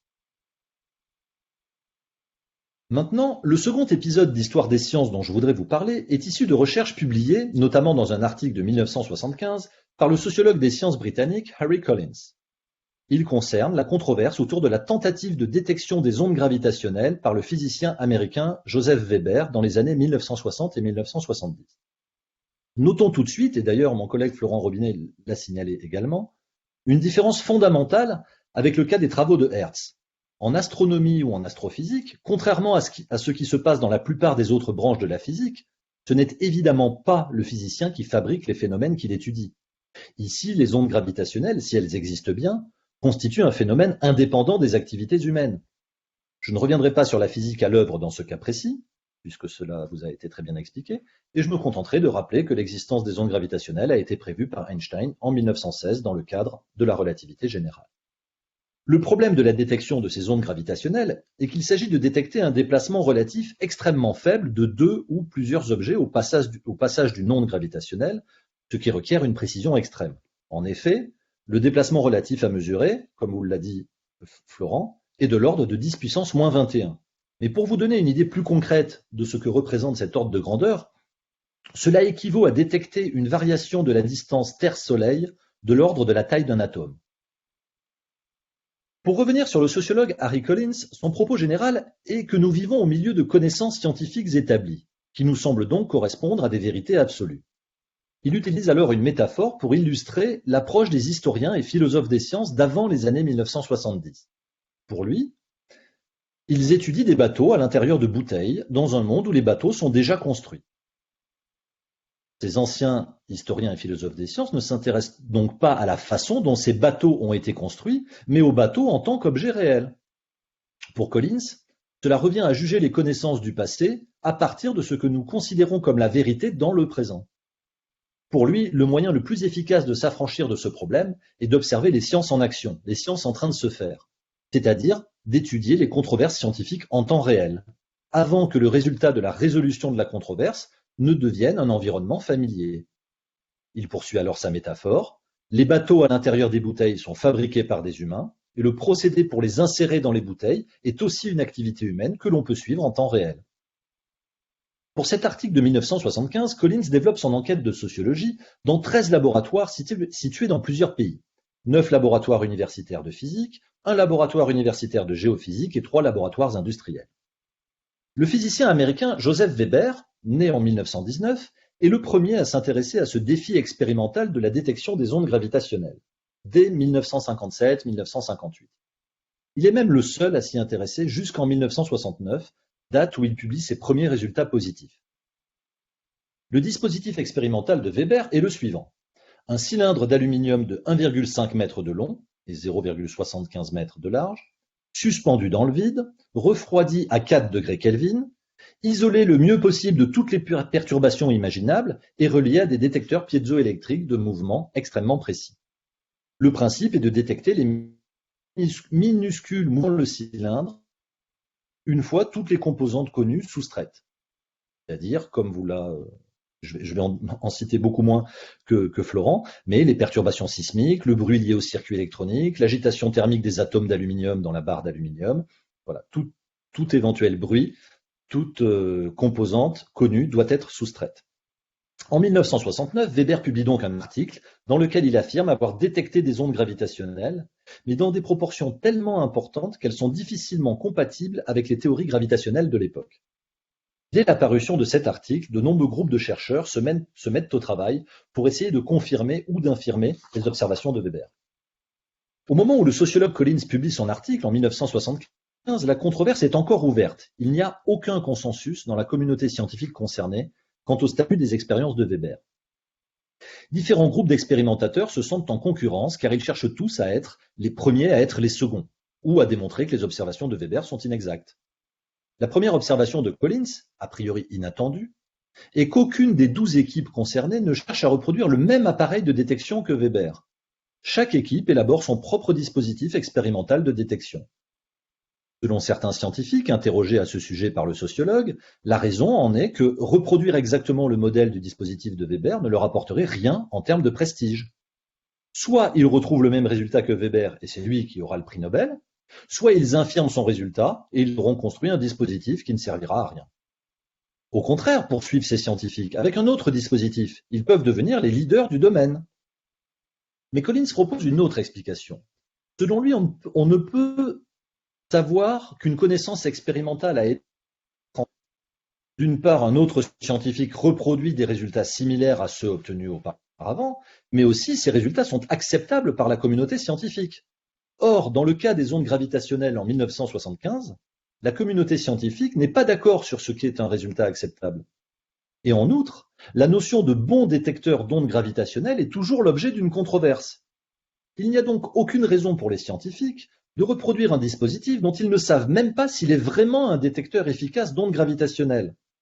Plus fondamentalement encore, les scientifiques ne sont même pas d'accord sur les critères pour dire qu'un détecteur est un bon détecteur d'ondes gravitationnelles. Chaque équipe essaie alors de fabriquer un meilleur détecteur que les autres. Et Weber lui-même cherche à améliorer son propre dispositif. D'ailleurs, plusieurs de ces détecteurs, des détecteurs de Weber, séparés de plusieurs centaines de kilomètres, mesurent les mêmes perturbations au même moment. Certains scientifiques sont d'ailleurs convaincus par cette coïncidence des signaux. D'autres pensent que cela peut être attribué à d'autres artefacts. D'autres améliorations interviennent ensuite dans l'expérience de Weber, mais la controverse demeure. Au cours de ces entretiens, Collins observe que, parmi ceux qui lui sont explicités, de nombreux critères de confiance dans les expériences d'autrui n'ont rien de scientifique. Plus généralement, il constate une absence d'accord sur les critères scientifiques de validité d'une expérience sur les ondes gravitationnelles. Les interactions entre ces scientifiques s'apparentent ainsi à un véritable processus de négociation sur ce que signifie une expérience valable dans ce domaine. Selon Collins, on assiste en fait au fondement culturel de ce qui sera peut-être plus tard un domaine de recherche à part entière intitulé « Observation des ondes gravitationnelles ». Dans cette histoire, définir ce qu'est une expérience adéquate ou acceptable revient à définir la nature même du phénomène. Au moment où paraît l'article de Collins, il n'y a, au sein de la communauté scientifique concernée, aucun consensus sur ce qu'est un résultat attendu, et aucune limite à ce que peut être un résultat non attendu. En quelque sorte, on peut dire que l'environnement culturel de cette communauté n'est pas encore établi. La conclusion que Collins tire de son étude est qu'en 1975, le domaine des ondes gravitationnelles en est encore au stade de la controverse et de la négociation autour de la définition même du phénomène et de l'expérience adéquate pour le détecter. Selon lui, c'est l'organisation sociale ultérieure des scientifiques du domaine qui déterminera l'issue de la controverse et le statut scientifique, ou pas, de la détection des ondes gravitationnelles. Grâce à l'exposé de mon collègue Florent Robinet, vous avez appris le dénouement de cette controverse sur la détection des ondes gravitationnelles, avec la publication en 2016, 100 ans après la prédiction théorique d'Einstein, de la première observation directe consensuelle d'ondes gravitationnelles survenue le 14 septembre 2015. On vous l'a dit, cette observation a valu le prix Nobel de physique 2017 à Rainer Weiss, Barry Barish et Kip Thorne. On peut donc affirmer que le sociologue Harry Collins a vraiment eu du flair en choisissant d'étudier cette controverse, puisqu'il a fallu attendre 41 ans après son article de 1975 pour qu'un consensus soit établi à propos de l'existence des ondes gravitationnelles. Mais la controverse consistant à savoir si Weber avait bien détecté des ondes gravitationnelles en 1969 ne s'est jamais vraiment terminée. Depuis, le dispositif de Weber a acquis une véritable crédibilité scientifique et est désormais dénommé barre de Weber. D'ailleurs, des barres de Weber plus précises ont été construites, mais aucune n'a permis de détecter de façon consensuelle des ondes gravitationnelles. Que peut-on conclure de ces deux études de cas en histoire des sciences à propos de la question en titre de mon exposé, existe-t-il des faits bruts en physique? Tout d'abord, nous avons pu constater que les faits scientifiques ne sont pas bruts. Ils ne s'imposent pas spontanément. Ils ont toujours une dimension sociale ou culturelle et leur établissement comme fait résulte toujours de négociations au sein d'une communauté scientifique. Ensuite, on peut généraliser ces deux cas particuliers et affirmer que le dissensus, c'est-à-dire l'inverse du consensus, est la règle générale de fonctionnement des sciences. Le consensus à propos d'un fait scientifique n'intervient la plupart du temps qu'à la suite de plusieurs années, voire décennies de négociations. Parfois même, le consensus n'émerge jamais et la question est finalement abandonnée. Souvent, la controverse est close par la mise en œuvre concrète d'une technologie qui utilise le résultat scientifique encore controversé. Ainsi, nous l'avons vu, la radio est inventée par Marconi en 1897, alors qu'on n'a toujours pas vraiment résolu les multiples controverses autour de l'expérience de Hertz de 1888. À bien y réfléchir, tout cela n'est pas fondamentalement étonnant. à supposer même que le monde soit régulier et stable. Les humains ne peuvent certainement pas l'appréhender dans sa vérité nue. Pour reprendre la distinction fameuse d'Emmanuel Kant entre noumen et phénomène, ou entre réel en soi et réel pour nous, ce n'est pas le monde en soi qui nous est accessible. Ce que nous appelons la réalité ne nous est connu que par la médiation des acteurs humains, de leur sens, de leurs instruments scientifiques et de leurs constructions théoriques ou expérimentales. D'où la possibilité qu'émergent plusieurs propositions scientifiques, également légitimes et intéressantes, en parallèle. Il est essentiel de garder à l'esprit qu'un fait scientifique n'est pas un fait brut, mais une production humaine. De même, une vérité scientifique n'est jamais absolue, ni éternelle, mais toujours relative à la société dans laquelle elle est énoncée. Cela constitue le cœur de ce que l'on appelle relativisme épistémologique ou relativisme méthodologique. Malgré les quelques critiques, parfois verbalement violentes, notamment à l'occasion de ce que l'on a appelé l'affaire Sokal entre 1995 et 1997, le relativisme épistémologique n'est aucunement un relativisme absolu. L'idée du relativisme épistémologique n'est évidemment pas de dire que tout se vaut, ni que n'importe quel énoncé scientifique peut être accepté comme légitime, et encore moins que l'interaction avec le monde extérieur n'a aucune importance dans l'établissement d'un énoncé scientifique. Une telle position philosophique serait complètement ridicule, et pour tout dire indéfendable.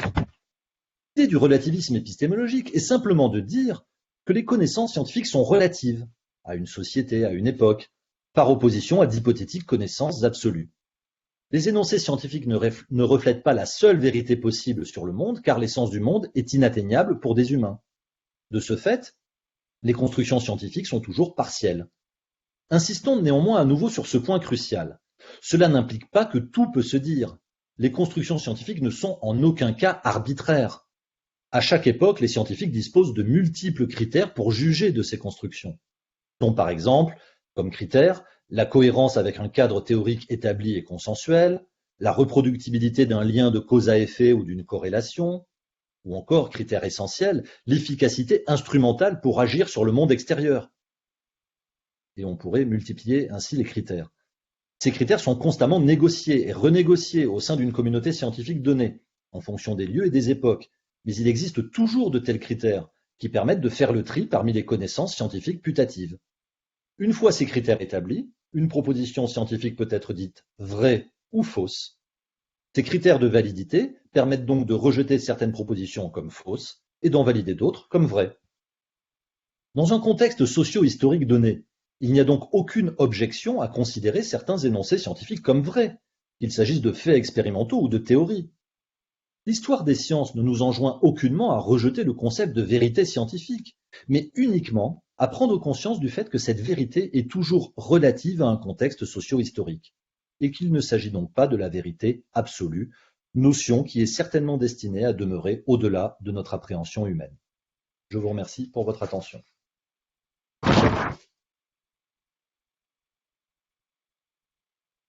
Merci Emmanuel. Donc si vous avez des questions à poser à Emmanuel et également à Florent Robinet, vous pouvez les poser à la fois par écrit et par écrit, c'est bien, mais également oralement. Donc, je ne sais pas si Florent Robinet peut parler à nouveau. Est-ce que tu... Vous m'entendez? Oui, on t'entend. Je me suis reconnecté. D'accord, très bien. Juste peut-être une question qui est un peu anecdotique sur le détecteur Virgo et LIGO. Ils sont capables de détecter plein de choses. Est-ce que on s'est aperçu qu'ils étaient capables d'être plus efficaces dans la détection que les propres détecteurs spécifiques? C'est-à-dire, par exemple, pour les, je sais pas, je dis pour les tremblements de terre, est-ce que l'IRGO est plus sensible que les sismomètres voilà, alors je prends l'exemple des tremblements de terre, mais est-ce qu'il y a, qu'on s'est aperçu que c'est un instrument qui était efficace pour détecter des choses auxquelles on n'avait pas forcément pensé au départ? Oui, je comprends la question. Pas vraiment, en fait. Beaucoup de gens se sont posé la question. Il y a eu des rapprochements avec des gens pour justement étudier les effets sismiques. Mais au final, on s'est rendu compte que vaut toujours mieux utiliser des sismomètres. Il y a peut-être un intérêt, étant donné c'est la taille du détecteur, donc qui court donc 3 km par 3 km.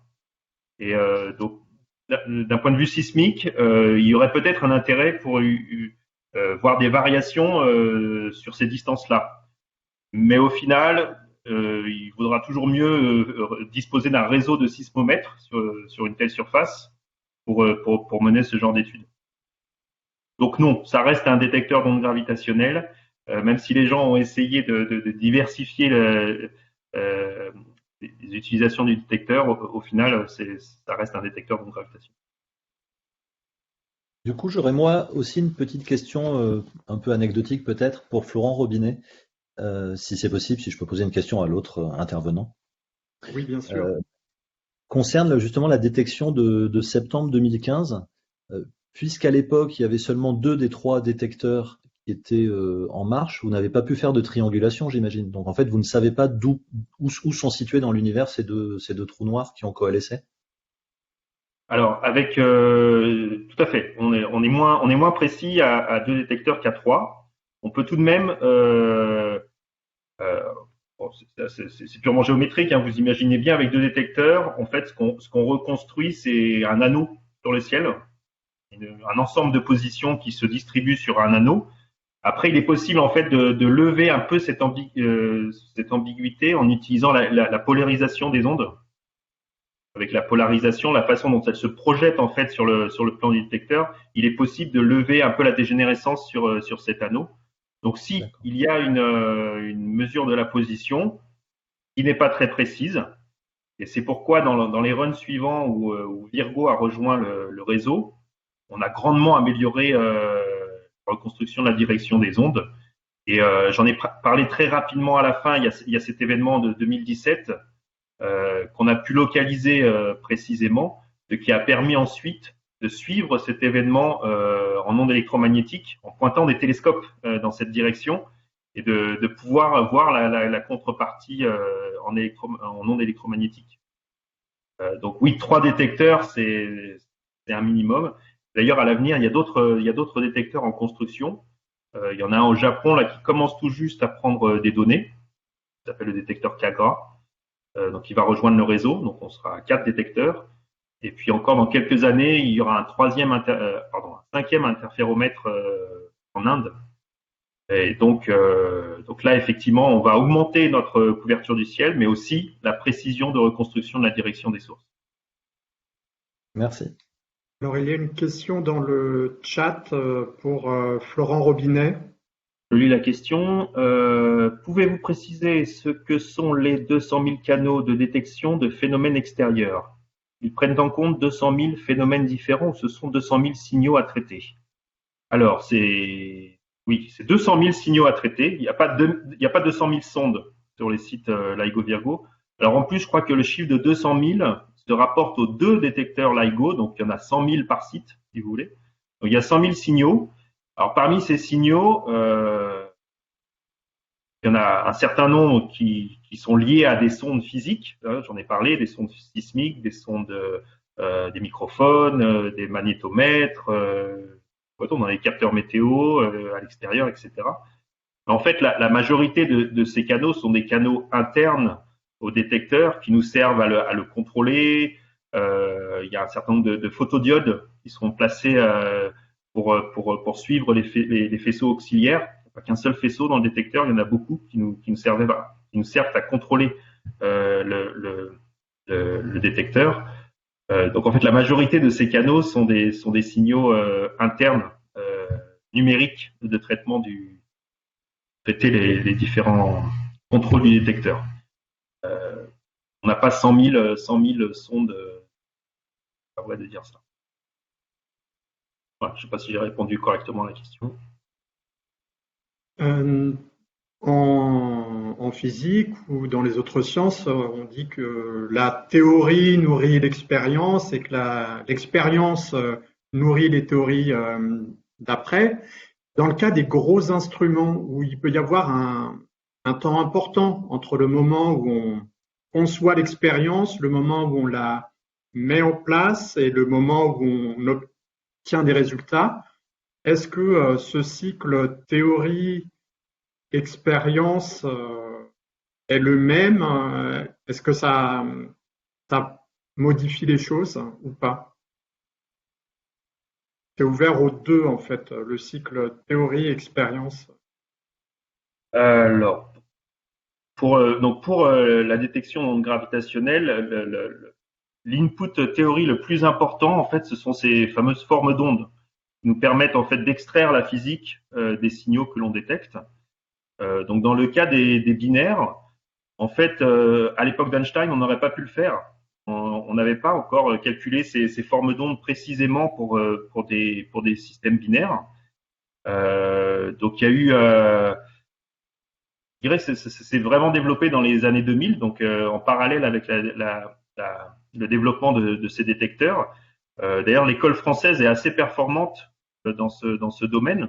L'école française de physique théorique qui ont permis de calculer ces formes d'ondes en dérivant les équations d'Einstein.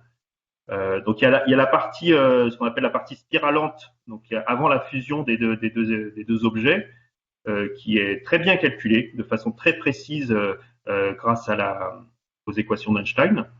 Après, il y a la partie de la fusion qui, elle, est très compliquée à calculer. En fait, on ne peut pas la dériver de façon analytique.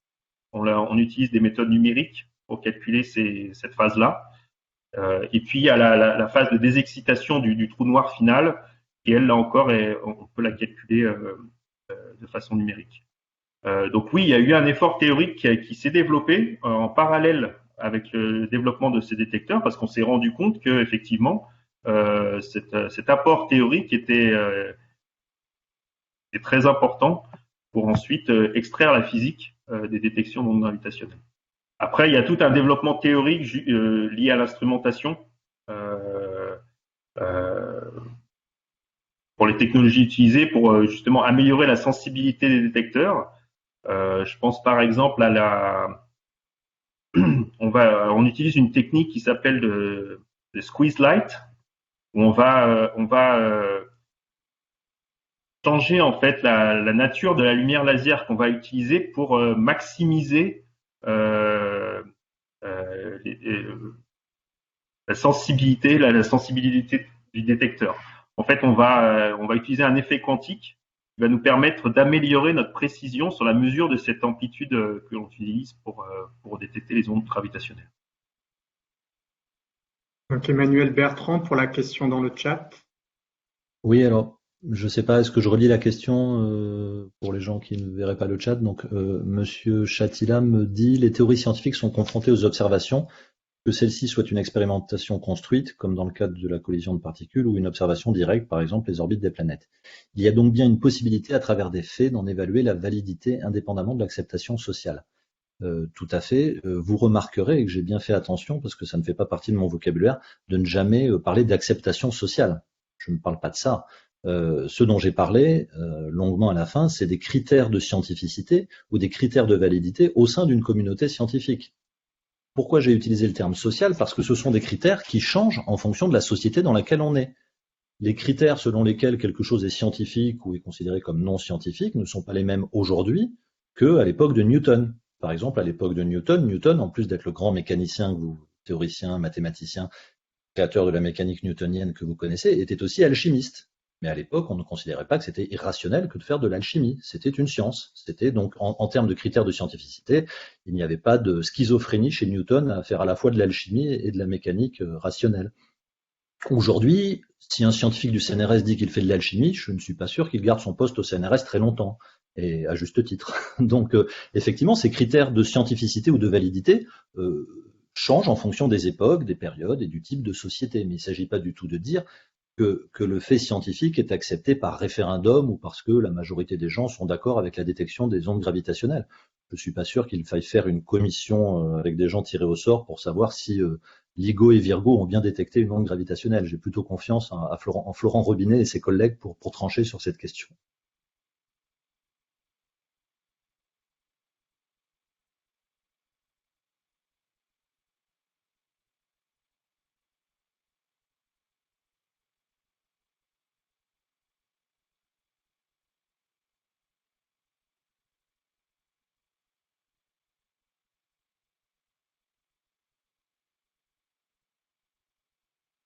Je veux bien poser une question du coup, puisque personne ne parle, encore à mon collègue Florent Robinet.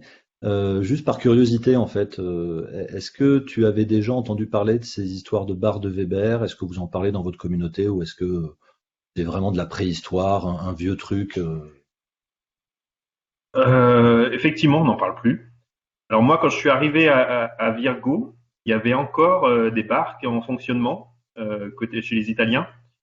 Bon, moi personnellement, je suis resté assez loin de ça, mais il y avait juste avant les premiers papiers Laigo Virgo, il y avait des papiers coïncidence entre Virgo et ces fameuses barres.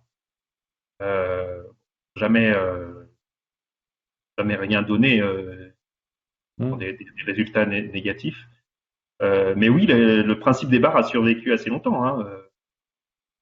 Après, moi, j'ai pas d'avis vraiment fort. Je suis arrivé après, en fait. Moi, je suis de la génération qui a connu que les interféromètres. Merci, c'est intéressant. Et est-ce que la détection de 2015 a été faite aussi par ces barres, en fait? Ah non, là, pour le coup, les expériences résiduelles là, sur ces barres étaient abandonnées depuis quelques années. Ça s'est arrêté vers 2007, 2008, je crois. Dernière donnée disponible avec ces barres. Après, les instruments ont été démontés. En fait, le problème principal des barres, enfin le problème, la limitation principale des barres, c'est qu'elles mesurent, elles cherchent des ondes gravitationnelles à une fréquence donnée, qui est la fréquence de résonance de ces barres, alors qu'avec les interféromètres, on couvre une gamme de fréquences qui est très large, hein, qui va de quelques dizaines de hertz à quelques milliers de hertz. Donc il n'y a pas de, en fait, il n'y a pas de compétition possible avec les barres, quoi. Il y a une question pour Emmanuel Bertrand. Alors, inversement, on pourrait évoquer l'exemple entre la mécanique quantique et la mécanique bohmienne. Qu'est-ce qui a décidé, selon vous, Monsieur Bertrand, que l'interprétation et le modèle de Bohr & Co. ont été poursuivis et ceux de Bohm ignorés? C'est une bonne question. Je pense que l'interprétation de Copenhague et le modèle de Bohr a fait consensus dans la communauté des gens de la mécanique quantique. Pourquoi? Il faudrait demander à des historiens qui ont étudié ça précisément. Il me semble quand même, enfin, ce qui est intéressant dans cette histoire, c'est que les expériences d'Alain Aspect à la fin des années 70 ont montré que, vous savez, sur les inégalités le pape, ont montré que l'hypothèse, il y avait eu un grand conflit entre l'interprétation de Bohr et l'interprétation d'Einstein de la mécanique quantique. Einstein qui disait que la mécanique quantique était incomplète et qu'il y avait certainement des variables cachées. On pensait que c'était destiné à être une discussion entre théoriciens sur le sexe des anges, c'est-à-dire quelque chose qu'on ne pourrait jamais vérifier. Et le groupe d'Alain Aspect à Orsay a réussi cette prouesse de faire des... Alors, il n'y a pas que lui, il y a eu aussi d'autres équipes, ça a continué, il y a encore des résultats tous les jours presque, enfin en tous les cas très, très régulièrement sur cette question-là, mais que les inégalités de Bell étaient bien violées et que donc il n'y avait pas de variable cachée locale, ce qui a eu tendance à renforcer l'interprétation de Copenhague, qui était déjà l'interprétation dominante de la mécanique quantique.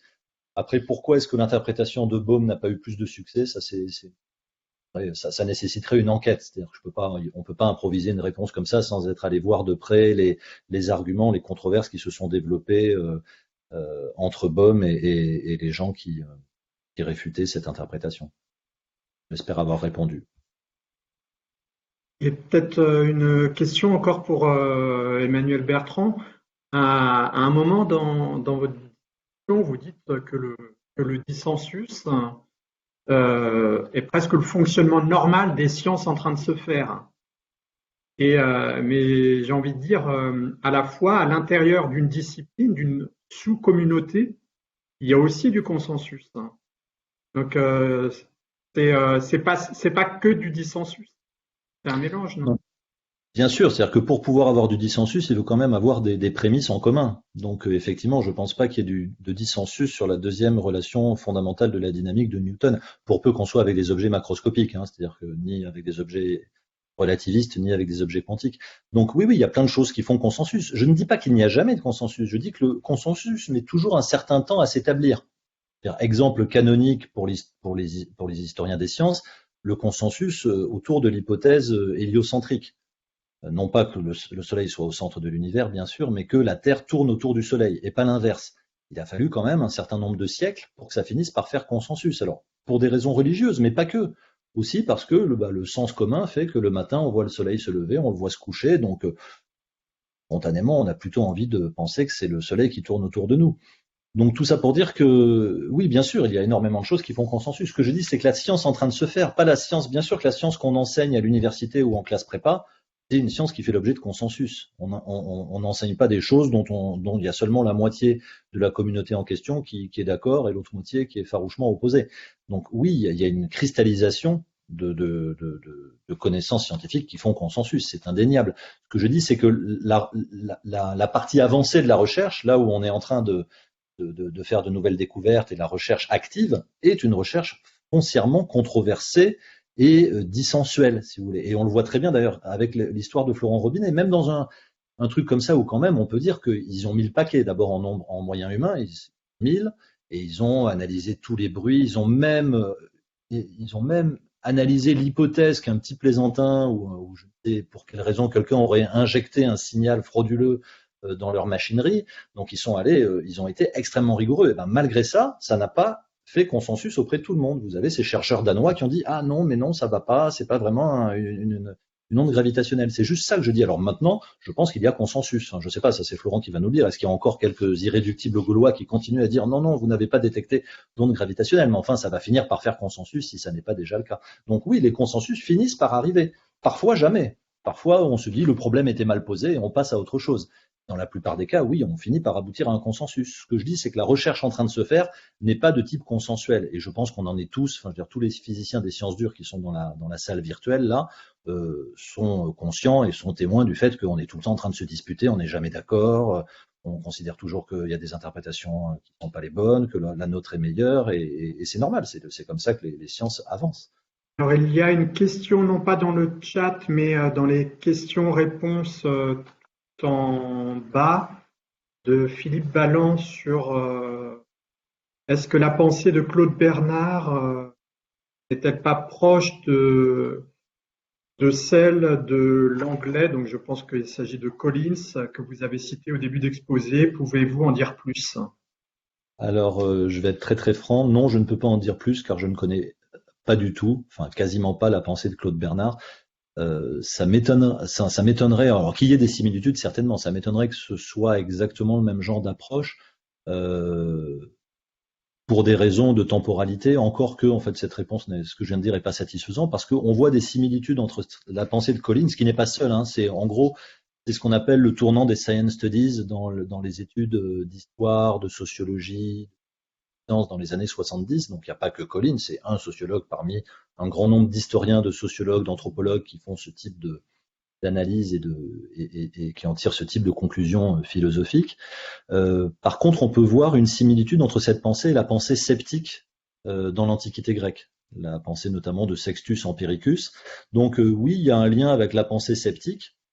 On peut même dire, et c'est ce que j'ai essayé de vous montrer, qu'il y avait aussi un lien avec la pensée kantienne, parce que Kant est l'un des premiers à avoir vraiment opéré de façon rigoureuse, à mon sens, cette distinction entre réel en soi et réel pour nous, et avoir dit que en gros, les noumènes, donc le réel en soi, est inatteignable par la connaissance scientifique. Pourtant, Kant, on peut difficilement dire que Kant était un relativiste. Néanmoins, il avait on peut dire que la pensée de Collins certainement est influencé par la pensée de Kant, par la pensée des sceptiques de l'Antiquité grecque. La pensée de Claude Bernard, là je suis désolé, vous êtes hors de mon domaine de compétence, je ne saurais pas vous dire s'il y a, mais c'est intéressant, je m'y pencherai. Merci pour cette. Merci Florent, merci Emmanuel, je ne vois pas d'autres questions, il est 16 heures. Merci pour vos présentations. Et puis Merci à un prochain séminaire. Oui, merci beaucoup. À bientôt. Merci, au revoir.